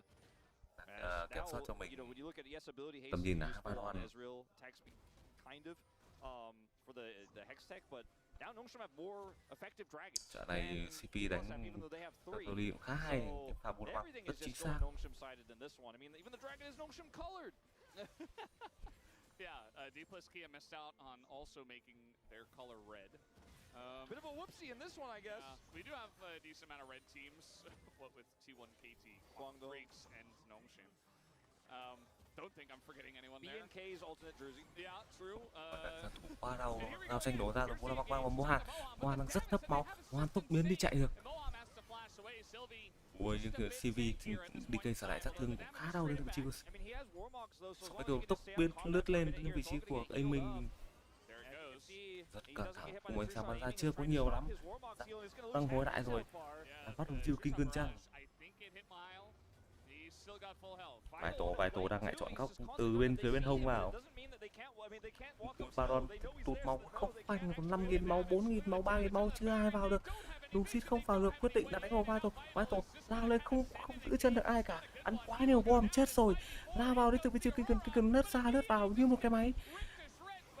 Hiện tại đây Jiwoo lao vào hạ không được kinh cần, nhưng mà đang bắn vào solo xong mấy câu bấm phải băng xương rồi, chắc chắn là Jiwoo làm lại rồi, không đổi được vào ai cả. Rồi mình 3-1 rất khó chịu, nhưng mà có buồn lại Baron dành cho Long Xin. Vẫn một đường luôn hay là thua luôn đây, vẫn còn Fisher ở đây. Quyết định của bên DK sẽ là thế nào, lát lên đến từ vị trí của Showmaker nhưng chưa bắn được ai cả. Đang làm ra rất nhiều đam. Fisher vẫn sống và hồi máu, chắc chắn là vai rồi. Không thể kết thúc được trận đấu. Mới chỉ mất một đường mega thôi. Không sao lại pha giao tranh này. Còn vài tổ hơi lỗi, hơi bị cứng. Không bắt được ai cả. Người ta đã biết, bên DK đã biết trước điều này. Cái cần nào vào thì rất nhiều sát thương đến mức phải Jiwoo phải dùng thêm bản năng sát thủ. Nào ra bắt. has nothing he can use, no utility here for the escape. Fisher is like, well, if I go in with you, we 100% lose Mình this chọn game. vị trí They khá almost tốt. lose the game off of the play. Some bruised Nexus turrets and an inhibitor down here. That's a ton of extra prio leading into Đây nữa this con rồng Infernal Soul that D+ are looking to pick up. So while không có rồng nữa hả? still have Baron and while the Nexus doesn't fall, I feel like this might be what wins the game for D+, because now the game is so much harder to play out. They had so much control before that Ju could poke. Aiming's outranged. They're getting these picks onto Lucid because they're in the enemy jungle. They have full map control. Baron will give them a little bit back here in the next 70 seconds, but it is going to be really tricky to actually hold on to this. You can see these minions aren't even empowered here for Aiming to take out, as it's just too risky for Fisher to be nearby. Thì kinh gớn, tôi thấy mà kinh Kill top, mình. kill top, kill top. Kill No. the side laner. Kill the They're guy. just gonna back away. Yeah. I still feel like with Nongshim's Baron buff, they can push out the mid inhibitor super minions, which in general is easiest to Hiện push bây giờ out vẫn đang and tranh help ở con them số get 6.000 mid prio tiền. and try to fight for this dragon. They're still ahead on gold. They still have a couple of fed carries. Showmaker Sống does cơ have a đã decent gần amount full of đồ, farm, có khả năng even giải though thuật. he didn't get any kills in this game. The one thing that concerns me for Nongshim is really aiming, because I mean he's full build now and this is aiming Tất on cả cuối Ezreal. So cùng as đây là long as he phút doesn't thứ make any crazy arcane 38 shift trận đấu forward, rồi, chỉ có giữ could vị just trí be và the chơi aiming thôi. show once again. Muốn We've lên seen con this rồng many ra. times. And Nongshim Chỉ vì will đang có have vị to trí get rất đẹp, more Vital có vị trí clean cũng khá đẹp, engagements, không kém. not like the last fight. Yeah, Vital is not able to get that flank Chắc chắn là angle, do get tao back tranh to ở con join rồng này some of rồi. those cool flanks for them to start Baron. He's gonna maybe try to look for this wrap around Quyết here định on linh this hồn rồng Infernal, nữa. but I think it's just too risky. Has no Thành cho vision ai on the đây? left side of the pit. They're just gonna use Mihail as a wall. Rất nhiều bụi. Yeah, I mean he's tanky, Trước rồi but nổ at the bom, end of the chưa day, nổ. we're in the late Rất game nhiều with bom từ double Bi. carry comms. Đi hè. Will DK get in? Rồi lao ra, bô đã băng quăng rồi nhưng gì cả. Steals the Infernal Nhưng không, for DK. rồng thuộc về cho mình, không hiểu kiểu gì. Chắc là pháp bắn thần bí ư. We're gonna go ahead and push top. We're gonna go look for that maybe second inhibitor turret here. Everyone's grouped up. Oh, we'll get those backs away. I thought they were Nhưng just mà gonna không phải là hard cung bạch run xạ. it towards the top lane, but they have Không no tốt. wave. I think D+ will be happy Và with còn the 2 Infernal phút nữa Soul. xuất hiện, It's the còn red khoảng buff, but 15 they phút steal nữa. away the global there. But ultimately, that was a disaster. Rồng quá That's tai thrown hại away đã từng vị because trí của Nongshim had so CV. much control they would have had soul point themselves after that, and we'll have to watch the replay. I don't think Sylvie even smited. Yeah, that's what I want to see. I mean, it's Ivern. Like, Lucid would have to commit very heavily to try to steal that one away. I don't know how aiming managed that. Yeah, we do have a confirmation from observing team that he did not smite, so that's kind of unacceptable, unfortunately. And Sylvia's having such a good game, to be honest. Yeah. His ults, I mean, were game-changing, right? And unfortunately, just a bit of a whoopsie there. And With Infernal Soul, I just don't see Nongshim winning this game. I mean, the Rel engages and Rel's positioning from Vital. DK muốn to win stop them from win doing game này thì Baron. đúng là chỉ nhờ vào Were mỗi really mình. cool, but they were premedicated on Kinh having khủng. map Đây chúng ta control. They cùng don't xem lại have pha that này. anymore, so watch this from Aiming's perspective. Ui, Oh, lập power chầm W, màu. but it was, Lập I chầm mean, màu với it pha was bắn so thần bí. easily smiteable. He had the W on it, Yeah. and then you just press D. So it hit 1180, no smite came through, and then it hit 594. You saw very like split second, and the Q just takes it away from aiming, obviously. And Sylvie Ui, just không phải quá đau, mất 1/3 máu. He didn't get the smite. Yeah, that's rough. Because with this Infernal Soul, every Ezreal Q hits so much harder, and the poke is so Kiểu much nó rất căng thẳng, lên mình đã gây được. and auto attacks from Tristana, etc. But you know, without map control to get this Rel in position to catch this comp that's already so hard to lock down, because you have the defensive king and ultimate, you have brushes from Lucid, you have shields, and then you have Showmaker can buffer a lot of stuff. Baron Even 40 has giây his nữa Baron true sẽ shot, xuất or hiện. rather his arcane shift. Nó Boham tranh is cuối also cùng. another front line that they have that can deny your entry. Really hard for Rel to do anything from Mình behind gánh here. cả cái game The fact này. that they were ahead gave Vital so Full many đồ hits, they rồi. used it super well. But man, Nongshim are really going to be Mà kicking bắn có themselves thấu for xương that thấu thịt failed thôi. Baron engage and the second Yeah. Baron there, and then unable to get the smite. Mà It's bắn just thần bí cố gì hả? By the way, Ui, ui, ui, we ui, did ui, get ui, ui, ui, confirmation ui, ui. as it looks like, well, this is Cassante. Khá So trâu Hal nhưng should be khá fine, đau. just gonna dodge some Qs. Khá đau đến từ It was vị trí actually the của Jew bên đây proc anh mình. that chunked it from 1180 to Đây rồi, pha giao 594. tranh cuối cùng chăng? Not in range for the Q, and it all happened so Vẫn fast. chưa ai mở, vẫn chưa ai mở. Cùng mình sang Boham, bạn. he's Ui, still Boham mất quá nhiều máu, băng bô nó băng trượt rồi. Chưa trúng ai cả. Kinh mang chiêu cuối ra để cứu đồng đội mình. Lao vào bản năng sát thủ. Bắt vào Kinh vẫn sống. Kinh chết rồi nhưng bấm băng xương để ao nhây cái gì đây? Đồng đội đang cố che cho Diu nằm xuống rồi. Aiming vẫn sống, Aiming vẫn đang bắn, Aiming vẫn đang bắn. Không thể làm gì được, Aiming Showmaker vẫn đang đứng. Kasante của Mihai, Kasante của Mihai chấm dứt được đi tung Noham. Cũng phải làm xuống thôi, thua rồi. Chắc chắn là chiến thắng dành cho DK rồi. Aiming quá gánh game này luôn. Không thể tin được. Và đang hết lính sẽ như thế nào đây? Speaking of hands, Mihail putting his hands on his head after trying to clear the wave. He wants to come in here and Và có lính rồi, đợt lính thì vẫn đang lên. Hết Hết lính rồi, trừng phạt hết lính rồi. Đáng kể, không, vẫn còn một con. Chắc là tanh trụ. Chắc là 5 giây. Chính là chúng ta sẽ có trận đấu thứ 3. Quá ghê. Very close call, let's say, on this one, Valdez. You lose game 1, game 2, got caught multiple times in sides, disrespectful map movements from both Lucid and Showmaker. Kingen punished multiple times. Nongshim's punish game is real. They got T1 2-0, almost got D plus 2-0, but this one is going to go to a third and final.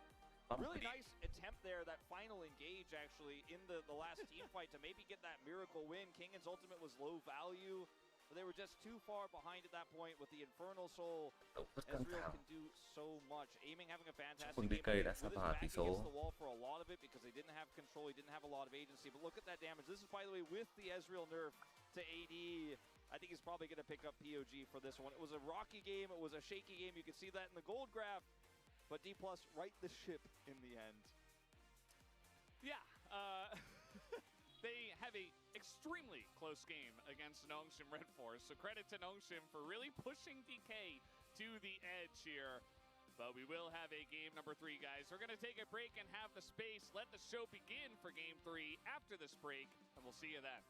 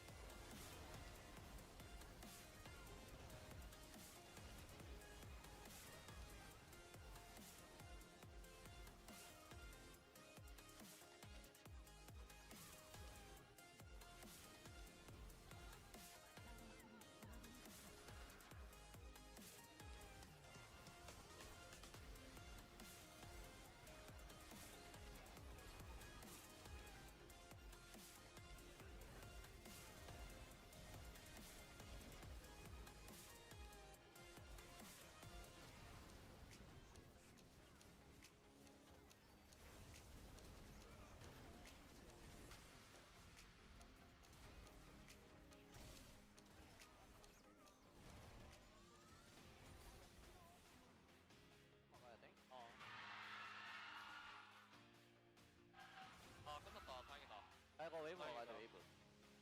수업 끝났어. 내가 몸 앞으로 가서 막을게. 야, 이거 일로 돌아서는 거 생각? 야, 이거 웨이브. 야, 이거. 야, 한 마리 하나 잡아야 돼. 한 마리 있다. 잡아야 돼. 제발. 한 마리. 내가 못 될게. 야, 이몸 나눠대자. 위에 거 나눠대줘, 위에 거. 너 몸대고 죽어. 오케이. 깼네. 나이스. 나이스. 힘들다.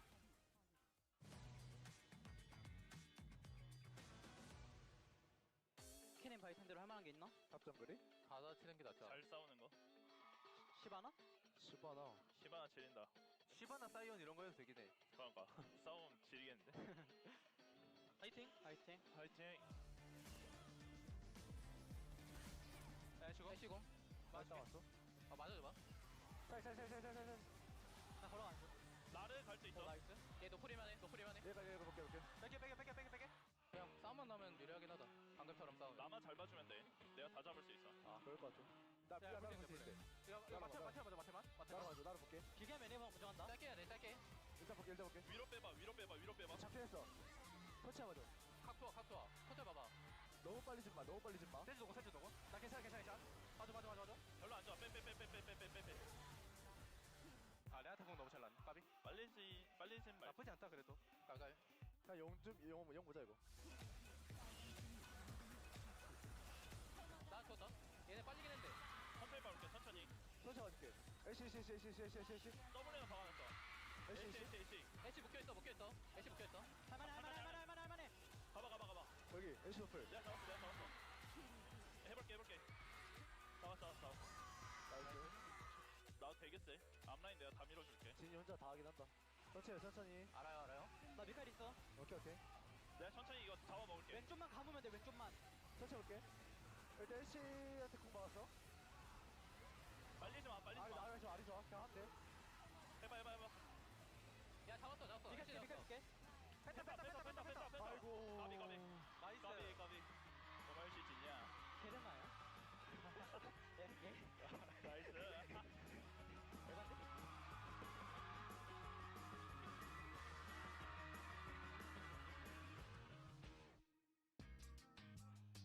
자 쉬바나 나와봐.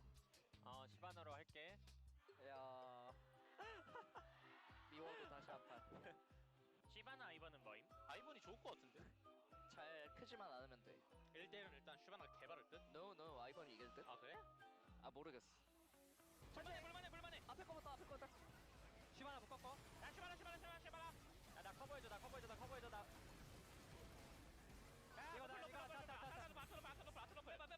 앞으로 건데.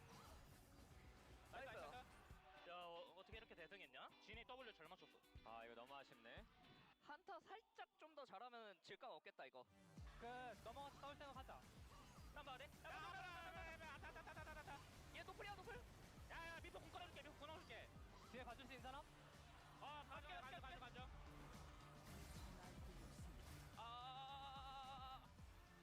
나 죽냐? 살았다. 저게 안 죽네. 나이스. 끝낼만한가? 아니지. 납쳐서 끝내볼래? 가보자. 그래. 알리 나랑 같이 와봐 코르키. 알리 풀 없어. 여기 W. 오케이. 막는다 이번에. 자. 미포 묶어놨다. 내가 아차. 오케이 앞에부터 봐봐. 다 버려. 미포 노스펠이야. 나이스.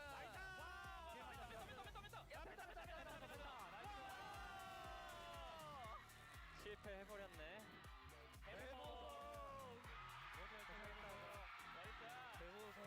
승리 잘했다 나를.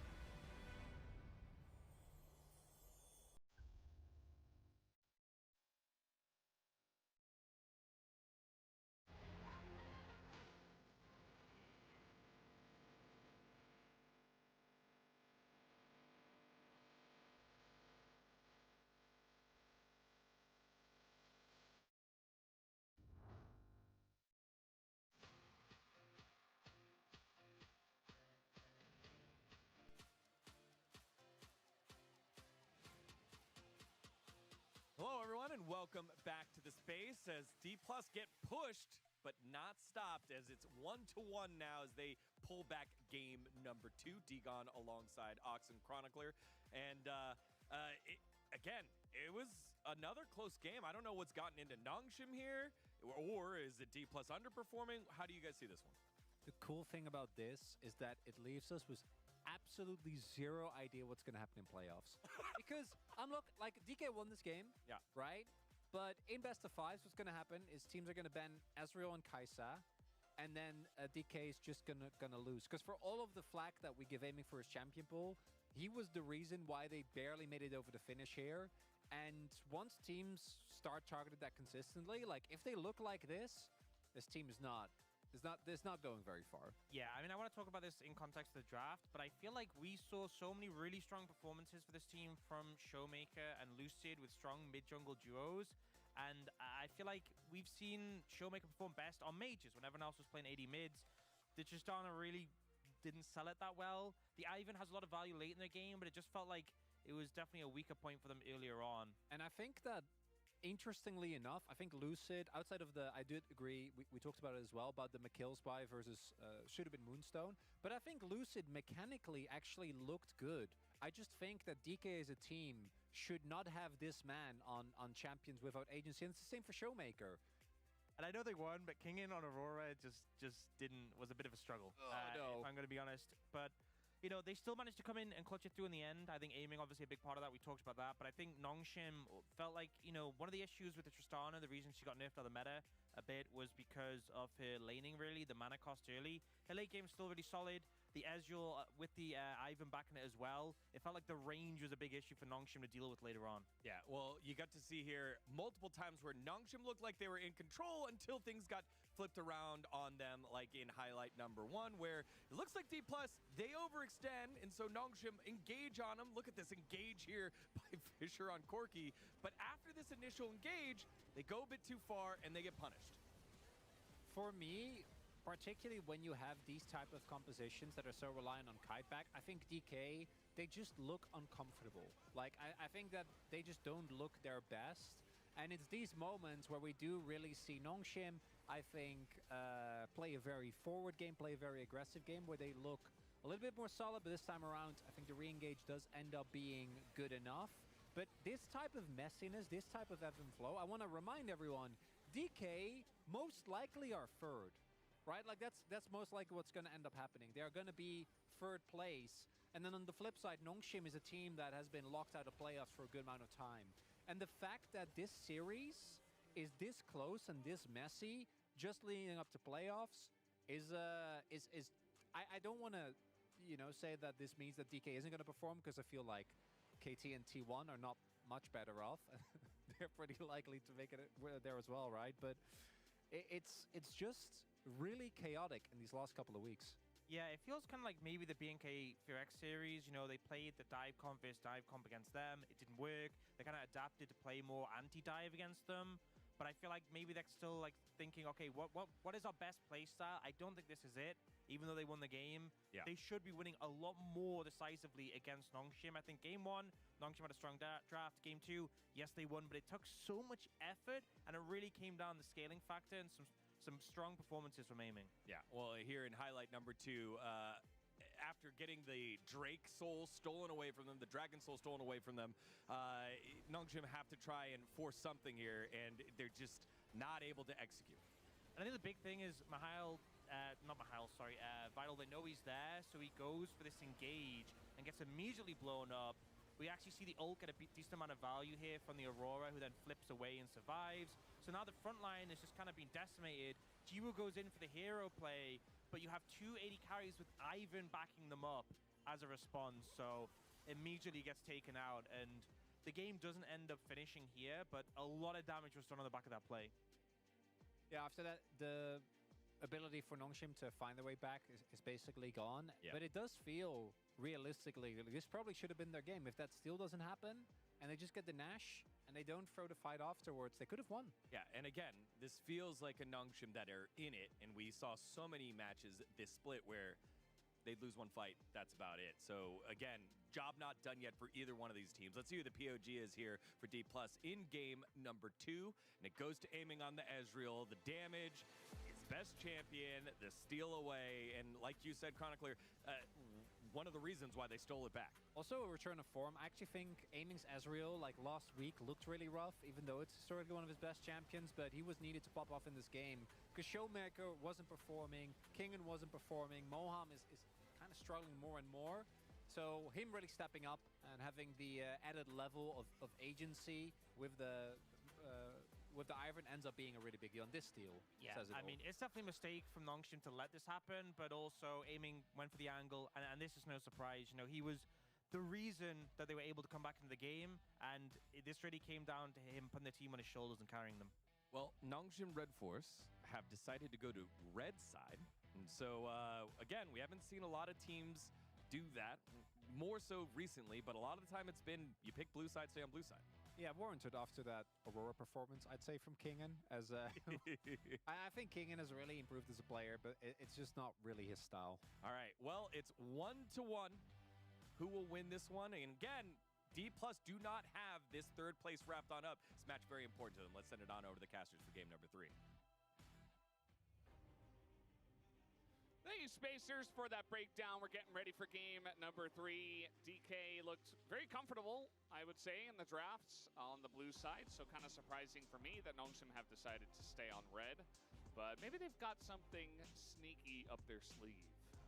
Yeah, I mean, getting third place, I feel like, is important for D+ in terms of where they sit in the standings. But I think more than that, it's just proving that you can take Nongshim down and keep Moham in a good mental state, right? As the team is really making a huge change here in the bottom lane. It's been a really long time since we've seen Kellen out as a mainstay. It's 2 series in a row that they're going with this experiment. Nongshim are going to red side. They had in the previous set. We'll see what they do with the draft. But remember, D+ getting third place means you have the weakest team of T1, KT, Kwangdong, or B&K. Like, all those teams are so close right now, it might not matter that much. But again, I think you really want to close this series out confidently and, you know, keep your heads on straight here, because getting upset by Nongshim could definitely do a number on your mental. We'll see what it does to T1 when they face Bro later on tonight. For now, let's take a look at these bans. I imagine we'll see some very similar bans here. The LeBlanc, the Lilia, the Vi. Probably going to go in this spot right here. Yeah. That's what you would expect. I really like the Maokai ban from DK. I don't think they should change that. I think if there is a ban they want to change, it should be the Yone. But that is my personal opinion. Let's see what D+ Kia want to go with here. Fisher had a fantastic Yone game against T1. I think that's a little bit weighing on their minds. Plus, the pick is quite strong right now. So I guess that is the thought process. But I do agree that just if they want to ban something else, if they're like, okay, well, we really don't want to deal with X, you know, champion. Seems like that champ is still Yone for them. Game đấu thứ 3 rồi Nongshim và DK. Lucian if you wanted to have a more dominant laning phase. Obviously had a tough CK time with rất Fisher căng on thẳng. Tristana in game 2, so Đầy đủ tất cả những yếu tố. that's a change up they want to make if these bans are the same. Có So áo far, trình có. that is the case. See if this last ban remains the same as well. The Rumble coming through on R3 for Nongshim in game 2. Tôi đánh giá bên Nongshim mà đánh khá tốt. Tội. The Maokai Cái feels để just Hard to ban it. It's hay so good at so many different types of comps that the D+ run. Ban the Corki, however. okay. I mean, maybe they're going to look for a first pick Maokai themselves if this is going to be the Rumble ban again. So that could be a nice adjustment here. And then Showmaker could play something like an Azir if he wants to. He could change it up completely. Could still go for a Tristana pick if that is left open. I still like the Rumble ban here. Even though they won game 1, pick is just so strong right now. So is it Maokai or is it something else? Sejuani could be a consideration, as we saw Sylvie had a pretty good game for most of that game on it. I mean, they picked Aurora in this spot last time, but that's obviously with Maokai down. So with Maokai up, and based on Kingan's performance on the Aurora, I think this is a safe bet. Even though Lucid is con bà này khá lỗi game. this Maokai of all time, I think that the Nên pick chơi itself is bảo just quyền lực thiên nhiên không mà có bát của dễ vào đều chịu được. That's true. And I feel like Lucid gets way too much flack for his Cảm thấy Maokai có kỳ rồi. I think it was like a couple of games Aura where he vẫn was còn trying này. to engage. It was a Aura combo đổi thêm. issue as well. Uh-oh. It's early in Tiếp his tục career. lại là He got the setup Sensuali coming và through with Senna. Sejuani this time. Senna được Vital Money So what is coming bọt ở through trận here đầu for Showmaker? khá That's tốt. the big question on my mind right now. As you could just go Tristana, Aurora, when you have a good setup for the Aurora with this Maokai, but range can be an issue later on with this Senna. And D+ haven't been able to snowball these games very well, despite having early kill leads. Looking for the aiming Ezreal once again. This was mentioned in best of fives. You Lại may be Ezreal target trong this tay của when Aiming. we get to playoffs, and Bài Aiming vừa won't gánh be em able to quá carry không like một he did in game 2 and trong ván đấu nearly vừa did rồi. in game 1. Maybe just grab the Leona again here, but I'd rather see a prio pick instead. I mean, this is going to be the Aurora that they hover for now. I think Aurora plus Maokai is so incredibly strong. You lock them in place, the Aurora closes the gap, presses R, And the fight is nearly won off of that exchange alone. Plus, you can protect the Aurora with that Maokai ultimate as well. Kind of got a half-hearted clap from the crowd when he locked that in. I think that everybody could feel that Kingen isn't the most comfortable Aurora player just yet. As everybody's getting used to it. There's the Nila. Not too surprising. This is how Nongshim did win game number 1 with this exact bottom lane duo. Love the Karma ban to make sure this lane doesn't get pushed in by the Ezreal. That's one way you could just lose all of your advantages in this lane instantly. It's still going to be tough. And we might see a Leona ban to follow. Not necessarily as strong into this as it was, or as strong of a support as it was in game 2 with the Nila lane. And you do often get chunked out by the Senna as we saw in game 1. Poppy's taken away. I like that ban a lot. Again, just preventing Lucid from punishing the bottom side. But this time he has the Maokai, and the Poppy here kind of signaling maybe it's just going to be Cassante that's already banned away. I'm not sure about this Poppy ban actually. Like, it threw me for a loop. I kind of forgot the Maokai was already locked. I'm like, I mean, it's strong into the engage. Maybe they're thinking it's Poppy support. Yeah, I mean, we've seen that before. I think it was Ondil who played it a couple of times. But yeah, definitely kind of mid at a level, but that definitely seems to be the angle they were taking. Đây rồi là để khống chế vào vị trí của Aura. In the lane, but if you get out of it, Nara, as we know, a very common pick here in the LCK. Yeah. Still keeping that mid pick up in the air. The Zeri ban. Cây sẽ làm gì đây? Hoàn thiện nốt. Secondary AD carry threat, but Tristana is still available. And we don't know what Showmaker is playing just yet. Could be playing the Aurora, but that is unlikely as he is going to block the Tristana here. So we might just end up with Lucian mid. The full AD composition feels kind of tricky to play out, but there's no true tank in this draft. Obviously, the Maokai will be quite tanky, and the Rel is relatively tanky as well, but Akali. Yeah, no. Fisher's like nodding, he's like, yeah, absolutely. I'm like, nah, no, okay, this... I don't really like the Azir either, to be honest. I think it's very much dependent on a lot of different things going well in terms of engage. Yasuo I like more. Yasuo. Azir. Oh. Azir. Now, I think the Azir is not a bad pick in isolation. It does fix your damage profile a little bit here, as you would have otherwise been full AD. But the Ezreal's going to outrange it. The Tristana can play very well around it with her rocket jump. It's very difficult to punish her in the laning phase. And you're sometimes just shut out by the Maokai. You can't dash around, you can't actually set up the ult. So it feels like a very low Azir pick compared to other angles where we've seen it. Fisher's not known for his Azir here in the LCK, so that's a bit of a question mark for me. Whereas the composition of D+ is insanely robust. You have ways to lock people down, to put them into Kingen's cage, drop that circle on the ground, burn them down. You have an insane split push win con with the Tristana, which I'm really tired of talking about it, but it's a big problem that they're going to have to try to solve. And I feel like this will not work twice for Nongshim unless D+ make big mistakes. Now, we've seen a lot of mistakes from D+ in those first 2 games, so anything is possible. This is one of those series you and I were talking about off camera. It's a little bit tough to analyze because things are not going as you'd expect. Yeah, sometimes gets a little bit funky towards the end of the regular season when teams are prepping either for playoffs or they have a lot of pressure off their shoulders and teams are trying things and we see new picks coming out and stuff like that. So for this, though, on the side of D+ Kia seems very standard, very, what you would expect. This is here.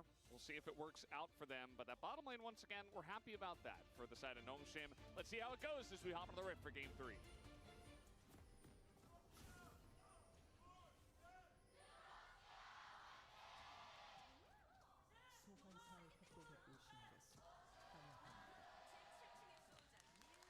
Alrighty, game number 3.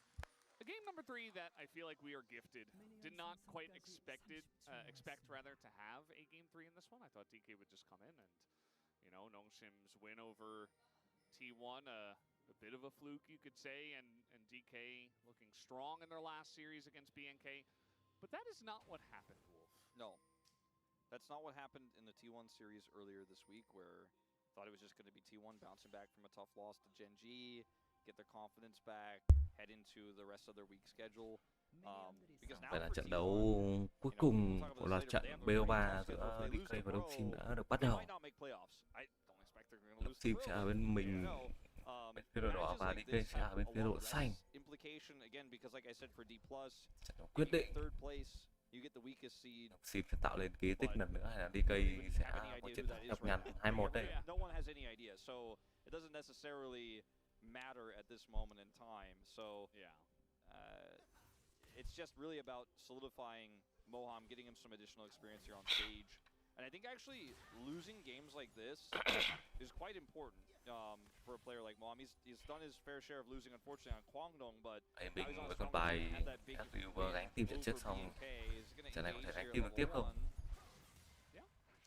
I think that's fine. I mean, early on, aiming as long as he stays healthy, Ezreal, even with the nerfs, just still feels like a really strong pick, even in the lane. Cặp đôi Nina và Senna rất khó chịu. Nào lên trao đổi trước khi vừa lên 2 trước. Rất nhiều sát thương đến từ vị trí Lidu phá chân được rồi. Đi thì phải làm xuống đến từ vị trí của Moham. Rất khó chịu khi lên 2 trước. Because she gets more experience. Like we talked about it a lot. We talked about how Senna just sat in the lane, or Ox really spent a lot of time talking about it in the space after game 1. Senna usually falls behind in XP, but with the Neela, you have that extra XP, and he just isn't roaming. Like he's just stacking, and you know this ends up being once again mình trận này khó lớn rồi. in the bottom lane, and you know the Maokai not pathing bottom side here, so they're free to continue to put the pressure on. Yeah, I mean Moham, when you lose on Kwangdong Freaks when you're a sub, and you're a team that's the underdog and not expected to win, and it's a CV Max revolving door of supports, you know, you shrug it off and you go, well, it happens. Like this is where I am right now in my career. But when you're a dominant support for D+, you come in here, you're facing Kellen. There's a lot of trust. There's clearly been a lot of discussions and plans about, hey, you're the new guy. This is probably what our playoffs roster is going to look like. And then you drop a game to Nongshim. I think that's a good experience to have. Keep your mental straight. Try to figure out what comes next. Điểm đang hơi nhỉnh bên phía của DK. Best of fives in a few weeks' time. So just wanted to mention that, as unfortunately didn't respect the Neela lane, as didn't expect this stat either. It's surprising to see a 6-loss streak for Sejuani. I feel like the biggest reason we see that is because it's almost always in the Maokai. And the timing of this is actually impeccable because Maokai is on a win streak, and I feel like Maokai is the stronger of the two tank jungles that we see most often. And this is the handshake that happens. Bắt đầu cảm giác thoát lính rồi, đến từ lúc sinh rồi. Mihe và Fisher đang phải chấp nhận thua lính rồi. Của nó rất đau. Put up there to further the point, but either way, see this mid lane is not going very well for the Azir. Another small issue that I was kind of bringing up when I was saying I didn't really like this pick that much. I know a lot of people are old school and will say, if you have a full AD comp, it just can't work in League of Legends. You gotta have an AP champion. Rất khó chịu từ vị trí của Sô Cường. They have the Sejuani, liên tục những đàn lính được ép vào trong trụ. I'm kind of feel like damage Fisher cần phải có CV ở đây để giải thoát, mà không thì này thì quá cao rồi. I think that there's not a ton of great matchups left available that he could have played into Tristana. Obviously, the Akali would not have been it for me either. But I think that the Azir here was just kind of a, well, that's what's left, and it's AP, and it's meta. But in this draft, we'll see what he can get done. Obviously, a rough start. Yeah. Like you're saying, I mean, a lot of their success as well from game 1 came from the fact that it went very late and they had 380 carries. It wasn't just that Senna was really farmed, it was also that Fisher, although he had a very weak early and mid-game, he eventually was Zeri in the late game. And he had enough items. He had 4 items by the end, and regardless of what happened in the rest of the game, he was still able to scale up, whereas I guess you could say that a bit about Azir, but as you mentioned, that's not really the meta nowadays. Azir gets outshone by 80 carries, that's just kind of the way it is. And, I mean, maybe you like Azir because if everybody's in the Aurora ult, maybe you get some big sweeps as well, but I feel like that's kind of grasping at straws. Yeah, I think I'm kind of with you on this one. I think you just picked it because, well, it's Azir, and it's safe, and it's safe. He's 1-3 Xin bắt đầu khởi động cho mình bát sâu không rồi. He has played 11 games of Corki, including this series. It's been his most picked champion. I do think the Corki ban was Thì cũng đang khởi động cho mình con rồng lửa đầu tiên. Rất là hợp lý, đầu mục tiêu. And you know that adjustment in draft is pretty huge here. In the outset of this game, it's still early days. We do see Nongshim with the bottom side control of the lane. Will be able to get this dragon. It's traded, of course, for all 3 grubs top side with the Aurora controlling the top lane. And this happened last time we had Aurora in Dinar. We didn't really watch it, but if you're paying attention to the numbers, you can kind of see that the matchup is, I don't want to say unplayable, but it feels really frustrating. And No Magic Mantle is nerfed as well on this patch, so see what happens here in this trade. Showmaker's just going in, and he will get swept away. Here comes Sylvie, he's gonna flash out just to get over the wall. Very awkward trade there. Chưa có bola băng đến từ vị trí của Vivi. They will enjoy the Tristana flash. Yeah, that was Tranh nổ ra ở đây Trang đang the cấp best way to handle tiền a của một Emperor's lúc xích. Divide as Tristana is the rocket jump, so if you use it in his face, you're like, wait, she doesn't have that anymore. Yeah. Very bizarre, as Lucid is now Rất hay lao vào áo trường. Ở chiều vị trí CV. One small mistake. I mean, Ui, Fisher đang rất thấp máu. Fisher is very low now after that Showmaker ult. Trying to take away the Raptors as well. A bit of those go over to Lucid, but most of them will go over to Nongshim. And there's no dragon to fight over or anything like that at this point in time. They already got the dragon and did Nongshim, so. Vital's like, thanks for stacks. Yep. Picking up some more souls over here. Vital will need to leave now, though, as well. Yeah, a bit of a chain reaction there off of Showmaker's play. Ends up being a small win here for Nongshim.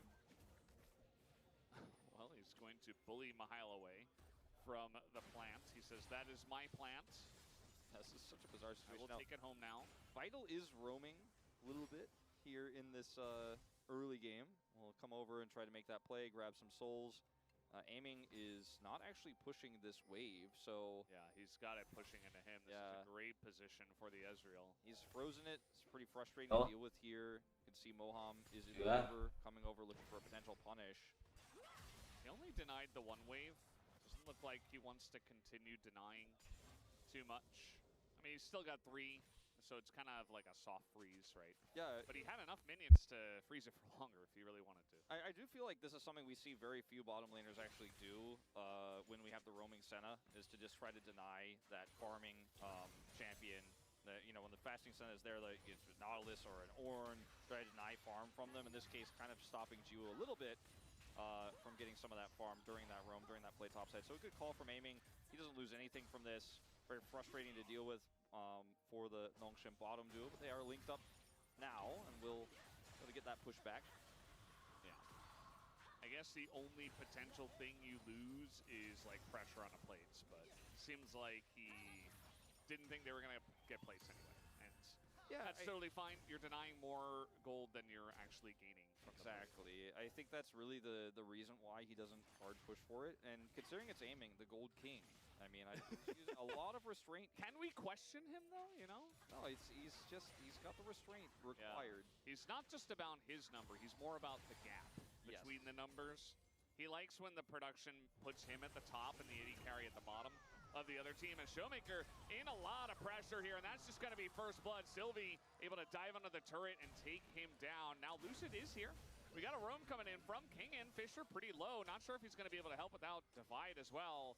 Sylvie does have his bottom lane coming on over, as this is going to get pretty risky, I would say, as the ult is going to come down here from King and holds them all in play as the True Shot Barrage does an insane amount of damage. And that is just going to be a double kill over to Lucid and a bonus kill for Kingin. Yeah, this was a good idea in terms of catching Showmaker alone, but obviously staying around a little bit too long there. I mean, not much they could do. Fisher takes a ton of damage on the initial exchange, and it's a really good rotation over from Kingin. True Shot Barrage is massive. As look at this setup, like, he's able to identify they have no wards here. Fisher, I mean, Showmaker's surprised for sure by the Emperor's Divide engage. He's basically in point-blank range, though Sylvie hits the ult afterwards, but now he's stuck here. The ultimate came through from Vital to help secure this kill, so he doesn't have it to save Sylvie now. And Aiming is like, I also have a global ultimate here, and with the lockdown of Kingin plus that True Shot Barrage, it is just easy pickings here, 4D plus, so Looked like a great start. The first kill comes through, ends up being a disaster as 3 fall on the side of Nongshim, or 2 fall rather. Oh.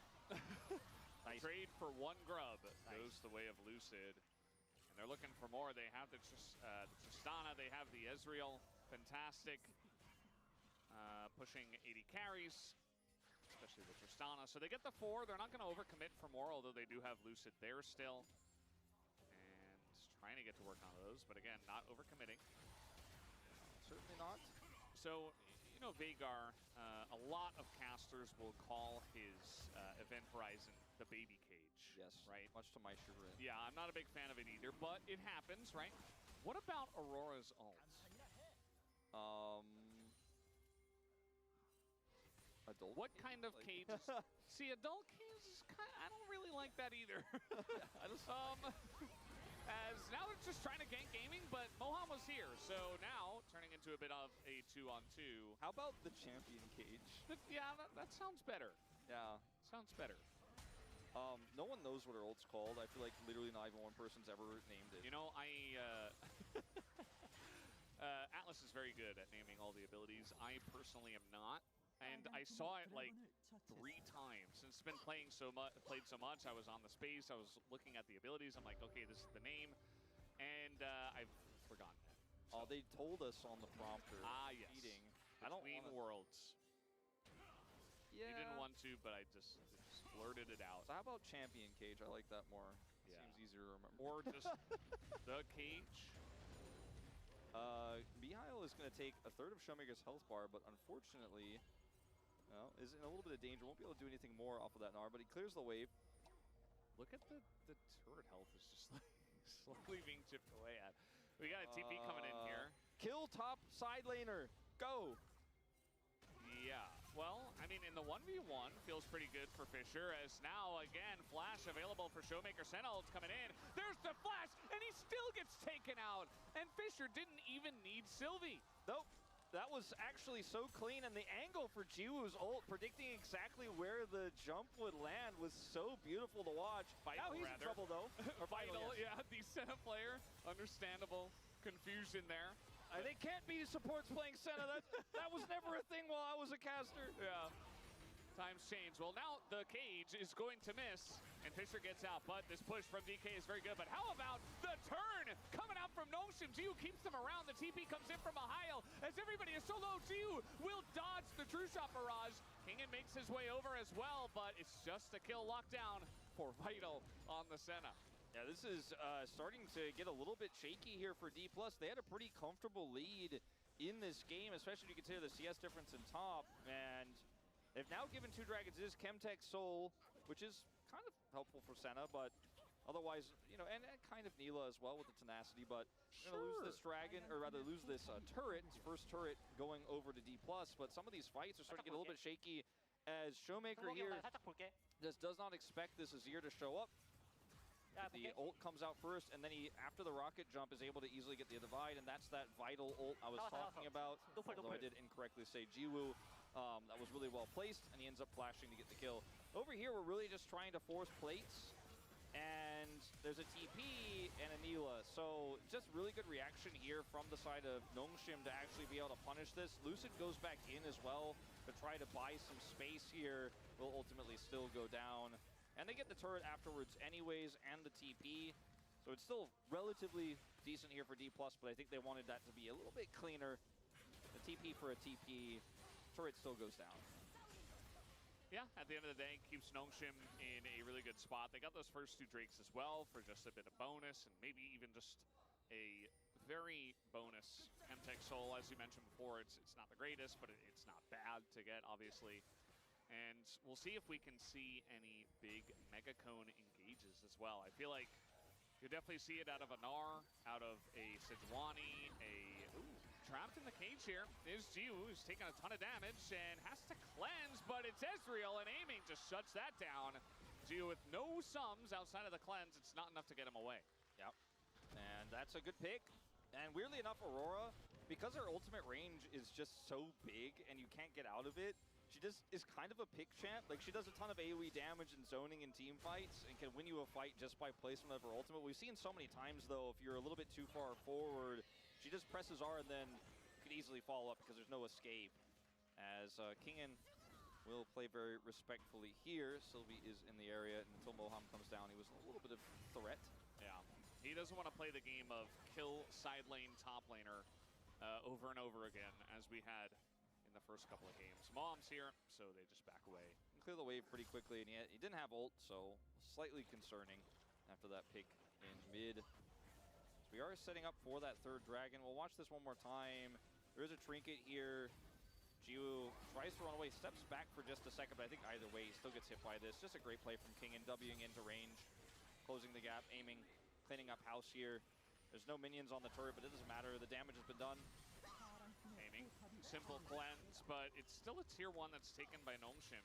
Kind of, we didn't really see the setup for that, but it was only aiming under the turret, probably just trying to get the advantage after the backs came in from DK, and they absolutely will. Yeah, D+ have a Rift Herald.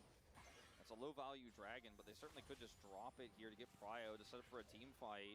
Kingen has his ultimate back online now, and he is in really good position. They might just not need it, to be honest, as they're not going to contest. Nongshim are not going to fight into this really nice setup with the Aurora ultimate between worlds for just a Chemtech dragon and Chemtech soul point. They absolutely don't need that. Miao's just going to side lane, start to farm up a little bit. We'll get his first item off of this back. And the Azir is also going to be a very strong scaling champion. We talked about could have been double AD carry. He had a rough start to the laning phase, but has otherwise been kind of the main character, I feel like, of this game. Vital is having some great plays as well, but his side laning has been really impactful, and he is going to try to, with his Demolish, take this turret down. Vital's with him, so he could bait this. Yeah. And, yeah, I mean, Moham standing up to Vital, who, those are both supports. Vital is 3 levels ahead. So somehow that happened as well. More roaming out of the Rel, I suppose, and Vital is obviously alongside the Nila, so it's just naturally, once again, just like game 1, going the way of Vital, and he's going to be a big force in this game.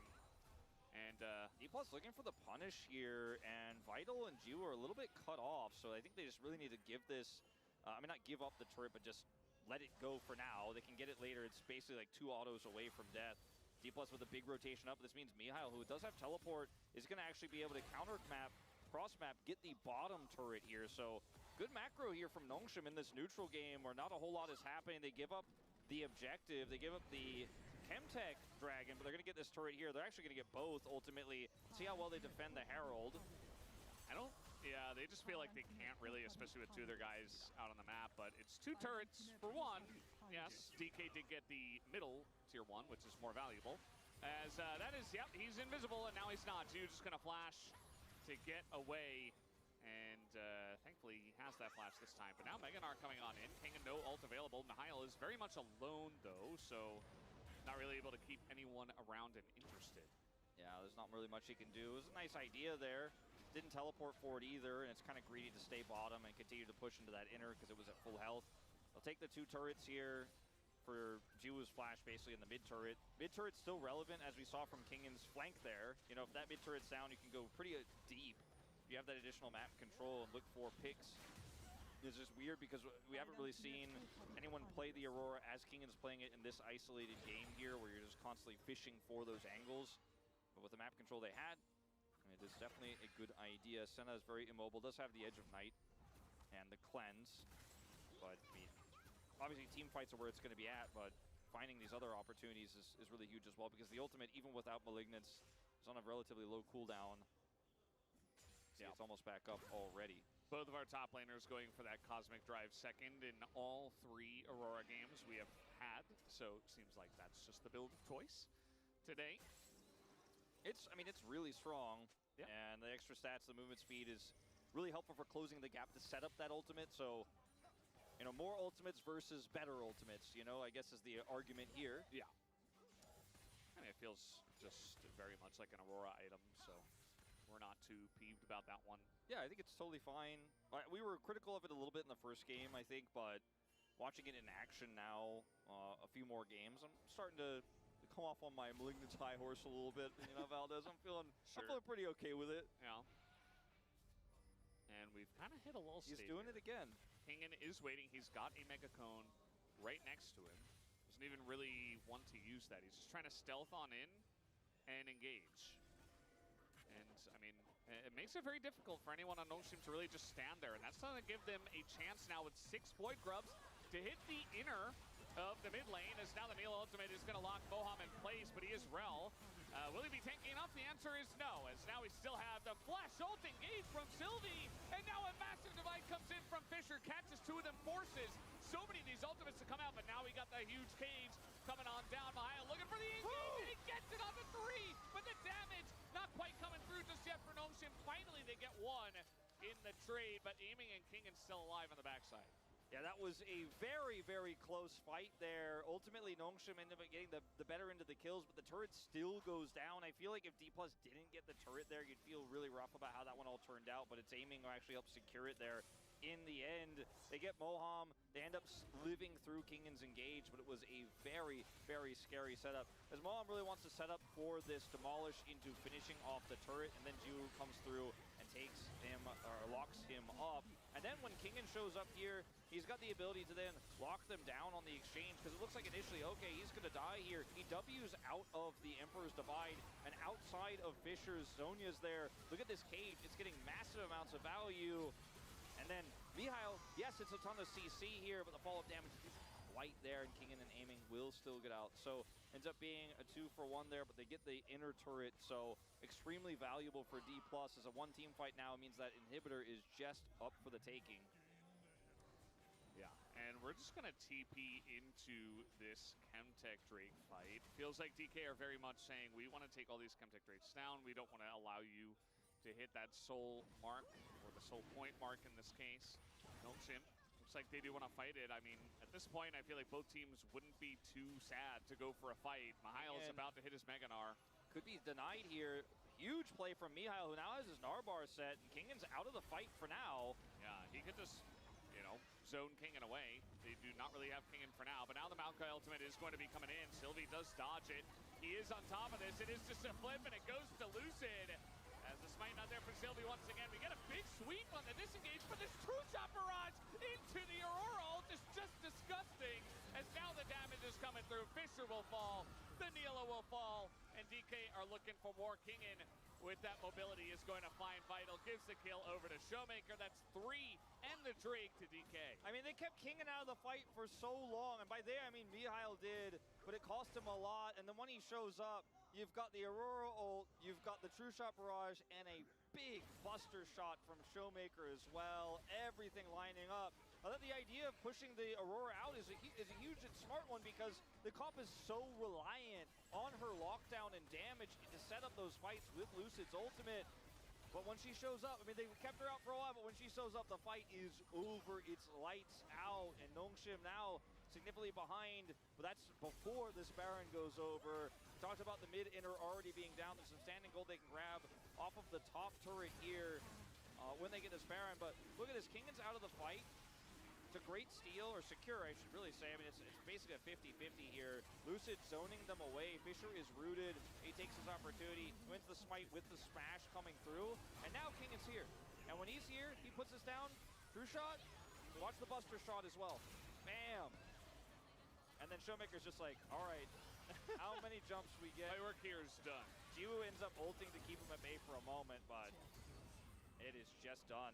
Vital, unfortunately, no way out. Kingan, they kept him out for a little while, but it's hard to keep an Aurora down forever, and he's almost got death cap. Yeah. I'm just glad that this very strong, almost overpowered champion is finally finding more success in the LCK, because this is what makes sense, I would say. When you have a comp that makes sense for it, I feel like it looks really good. When you pick it for the tier list and then you don't build around it, it looks rough. I mean, not rough, but less good. Yeah. Still looks pretty good. That's the thing. I mean, it's still a very good champ. Divaskia, very big Red Bull Baron power play at this point. Mihail is getting some bonus gold in the bottom lane, but it's still definitely advantage to Divaskia at this point. They haven't been able to threaten this inhibitor turret directly just yet, and Jiwoo is going to be able to clear this wave, trying to put some pressure on the top lane. Got that top outer, so that's a large portion of that Baron power play right now. And it's significant advantages here for D+. You know, I mentioned it was, it's like almost 3,000 gold lead. Now we're looking at a nearly 4,000 gold lead for D+. But we've seen some big mistakes in fights. We've seen some shaky setups for D+, whether it's Lucid getting caught or Moham going in a little bit too deep, getting isolated or backing at a weird spot. Never want to say it's over till it's over. I haven't really been able to keep track of Jiwoo's, or rather Vital's, stacks. Sorry, I mean, it's like, Yeah, no, not it makes supposed to sense. be played by a support player, and he's an X80 carry player, and I don't know. Yeah. I did it with the Guma game as well. But anyway, I don't know how many stacks he has, but he's starting to become a late game threat, as was the case in game 1. It's just keeping this Aurora at bay is so tough, and he's about to have death cap. That's the biggest problem, and they don't have map control, obviously, because they're facing this Baron for 30 more seconds, as Mihail may get punished as well as this Gnar expires. Yeah, the timing of this is really rough from Mihail, and Showmaker really does want to make the most of this, as he will be forced to flash away, but Showmaker has his own flash. Not going to force the issue, as he knows, you know, take the little bonus win. You don't have to go crazy and try to chase Mihail all over around the map. And they do get his flash. This push will end with this wait. It's at 101 stacks, you can see there.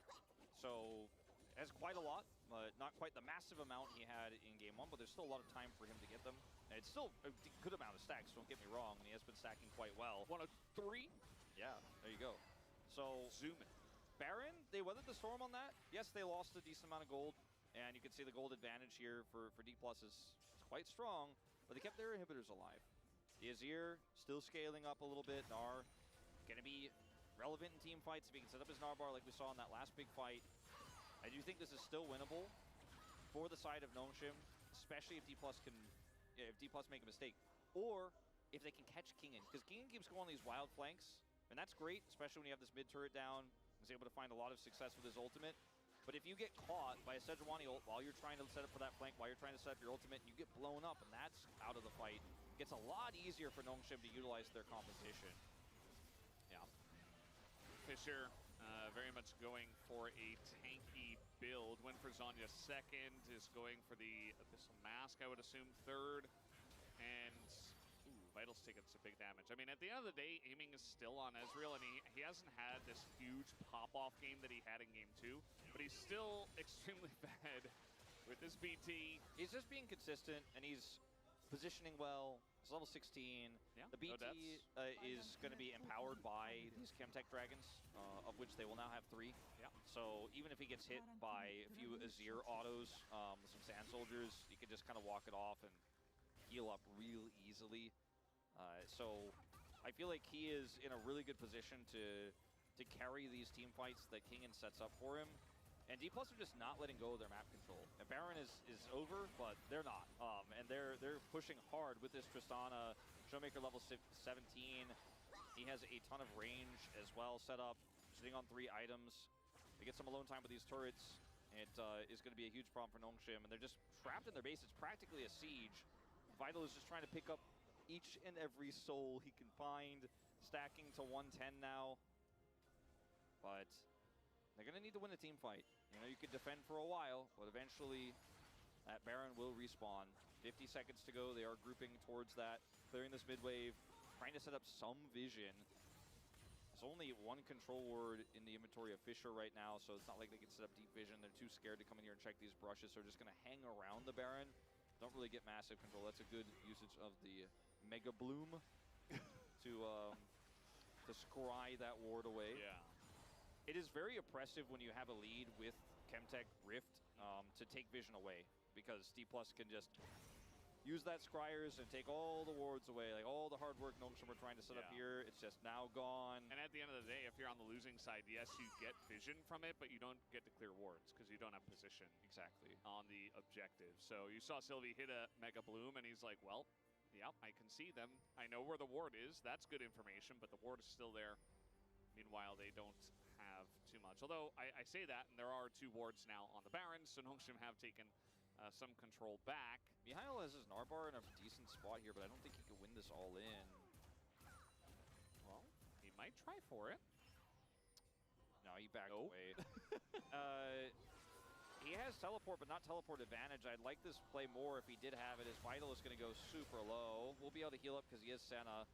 Well, that's a pretty high-value true shot barrage that Aiming can now just queue his way back into from this mid-wave. He's going to get so much CDR. And Baron Prio still in D+'s control. I feel like they're being a little bit timid with this lead, and I don't blame them, considering how this series has gone so far. Gnome should have been so tenacious in these team fights, especially in the late game. Now that Narbar is gone, so they could just kind of sit this one out. Yeah, I do feel like some of the feedback for DK would have been, okay, well, if you're going to go for it, make sure you're 100% certain. So they haven't found any, 90, 95% chance opportunities. Speaking of which, Moham, once again, trying to frontline, he's going to get poked down from Fisher, who is very strong. Abyssal Mask online for him, and he has the Oblivion Orb. And the D+ are like, okay, no Narbar, no vision. We're going for this. The Senna ult will reveal the timing. This is a good angle for Nongshim.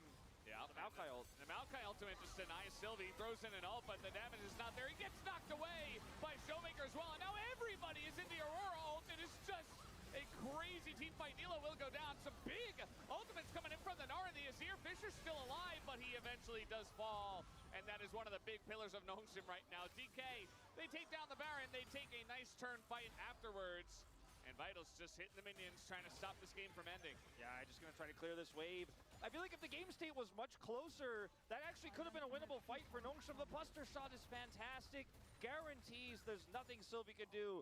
Maokai ult into Buster shot means no steal, guaranteed Baron. And yes, great Gnar coming through from Mihail. Fisher's ult was awesome as well, but G was taken out of the fight early, and Vital can only do so much. And I think D+ still likely end off of this top wave. No way to defend without Fisher. 20 seconds on the Azir. Yeah, they just don't really have wave clear with these two specifically, especially against the Baron.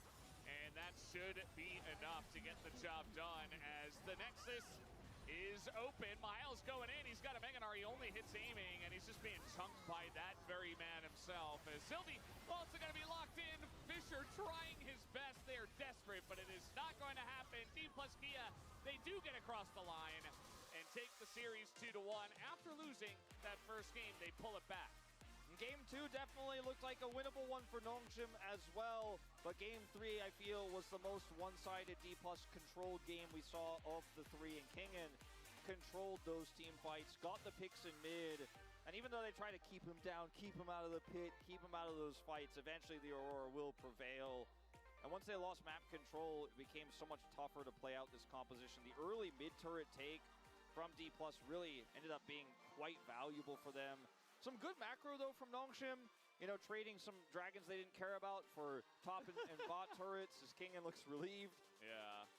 I think that Nongshim definitely should be proud of how they played today. And coming off of that win over T1 just a few days ago, too, I think you're going to have a good, happy end of the season regardless. For D+ fans, I think on one hand, you're a little bit concerned about some of the drafting we saw and some of the ways in which D+ won and some of the ways in which they nearly lost. But it's just at the end of the day, a regular season game that doesn't matter as much as Aiming. Yeah, I like this pose because he did a lot of heavy lifting in this series. He definitely did. I mean, yes, Ezreal was nerfed, but Aiming is still aiming on Ezreal, and I think you have to respect that. It's still very strong.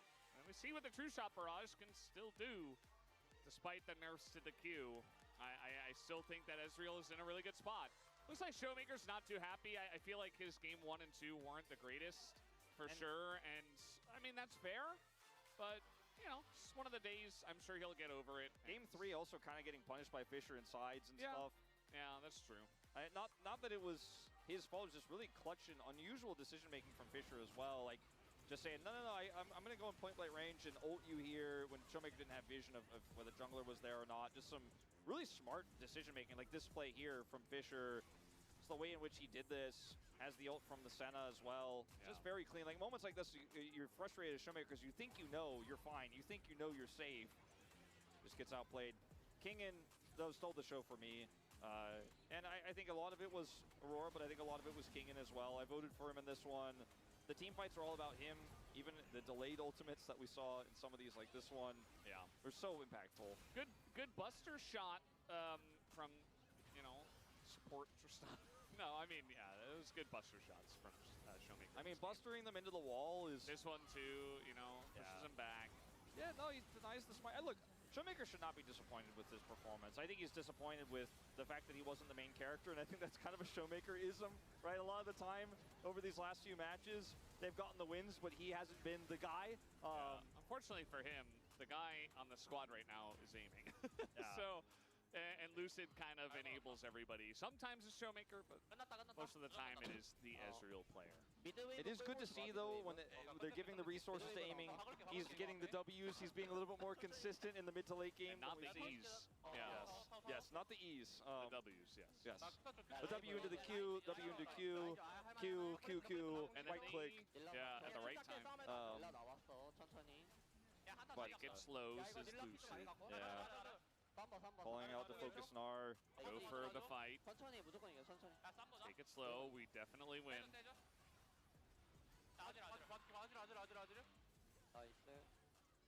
There's a call from Lucid, I believe, to say, like, we definitely win there. Calm, collected, aiming tops damage. Yeah, and then unfortunately, once again, the Jew damage is, the Neela damage, it's not really a champ that does a lot of damage unless you're really far ahead, right? So it empowers the Senna.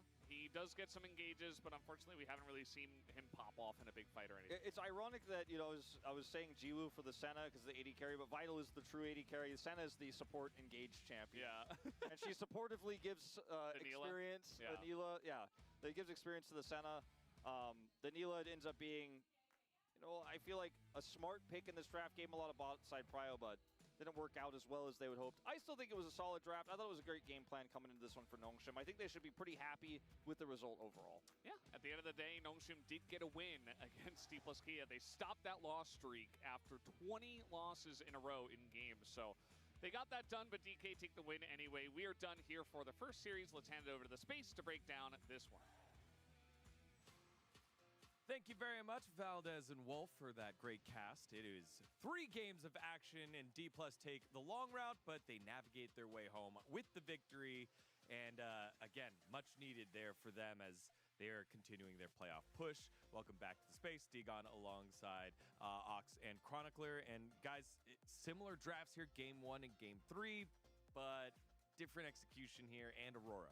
I feel like it's more so what they were playing into. So we actually have the game 1 draft to have a quick look at. And I feel like we really liked the Neela Senna here because, you have the Leona on the other side and you have the Sejuani, both of which you can block the autos, which are important for their stuns. They took the double cleanse as well. But also, if you look at the composition of D+, everyone wants to dive into you. This is a dive comp in a nutshell. They want to move into the longer range Senna. And the Neela can stand there, use her W effectively, ult to counteract. And it means she doesn't really get outranged because everyone is coming into her range. Now, if we go to the Game 3 draft, it's completely different. We have a situation where you're playing into Ezreal, who's never going to move that far into you. He's going to play the longer range. The Tristana as well, later in the game, can just sit back and auto-attack. And it's a Maokai, who is very non-committal when he ultimates. And so as a result, the Neela just felt so much more ineffective in this game. I also think that, as the casters were saying, after this one, the DK clearly listened to their coaches who after the game was like, guys, just take it down a notch. Kingen looking night and day, definitely the biggest improvement. But I think even we saw Mom at a couple of moments that weren't as great, but he also went Rel, where it's harder to get value out of the double cleanse, which was another big thing, as you were mentioning in the game number 1 draft. So when we look at how the fights played out, it was night and day compared to game number 1. Absolutely. Again, Moham having opportunity to play the game compared to the Leona in that first draft where he was just constantly getting cleansed out. Let's take a look at the highlights here. Drake at 23 minutes. This is, we saw the gold graft. It was close throughout, and then this is where they finally broke away. Look at the attempted defense here from Nongshim, which I actually think is a great call. Like, they know that if you ever get this Aurora on top of you, life is going to be very, very hard. The steal is one thing, that's not the end of the world, but Kingen gets over the wall here and then uses the little hop from the ultimate to get in position. And then here, unfortunately, is no way out for Nongshim. It just becomes a fish in the barrel situation. You get this massive two-shot barrage across the team. The big buster shot bounces them off that wall before it fades, so they all get slowed for the chase down. And again, they're not rushing inside the ult so that Zero can get value. They're just firing pot shots from outside, and there's nothing really Nongshim can do. Really good ult from Kingen, but the follow-up as well from the team, fantastic. And from there, this is what we see great teams do, and we're hoping that D+ can ascend to that level and really challenge the likes of Gen G. They close out games. Over in our second highlight, Baron at 31 minutes. This is when they close it off here. As we take a look at this, it's very straightforward, right? They're very far ahead. They set up early here, and there's two things I want to talk about. One is Maokai. I think that this pick is insanely busted. It's been meta ever since like Worlds 2022. Back then it was used as a top laner, but even then it was also played in jungle, but then it was still flexible. Now it's just a jungler, but I think it's been one of the strongest junglers for such a long time. Doesn't matter what items you have, it's just insanely strong. And then secondly, on an individual level, I think this was a good bounce back game from King, and most notably. But the performance of Showmaker and Moam is going to remain a source of stress, I imagine, for DK fans. Moam makes a lot of sense, given that he's just come in, that he is still getting used to the LCK stage. So I think in his case, it's more about how does he evolve throughout Week 9. But for Showmaker individually,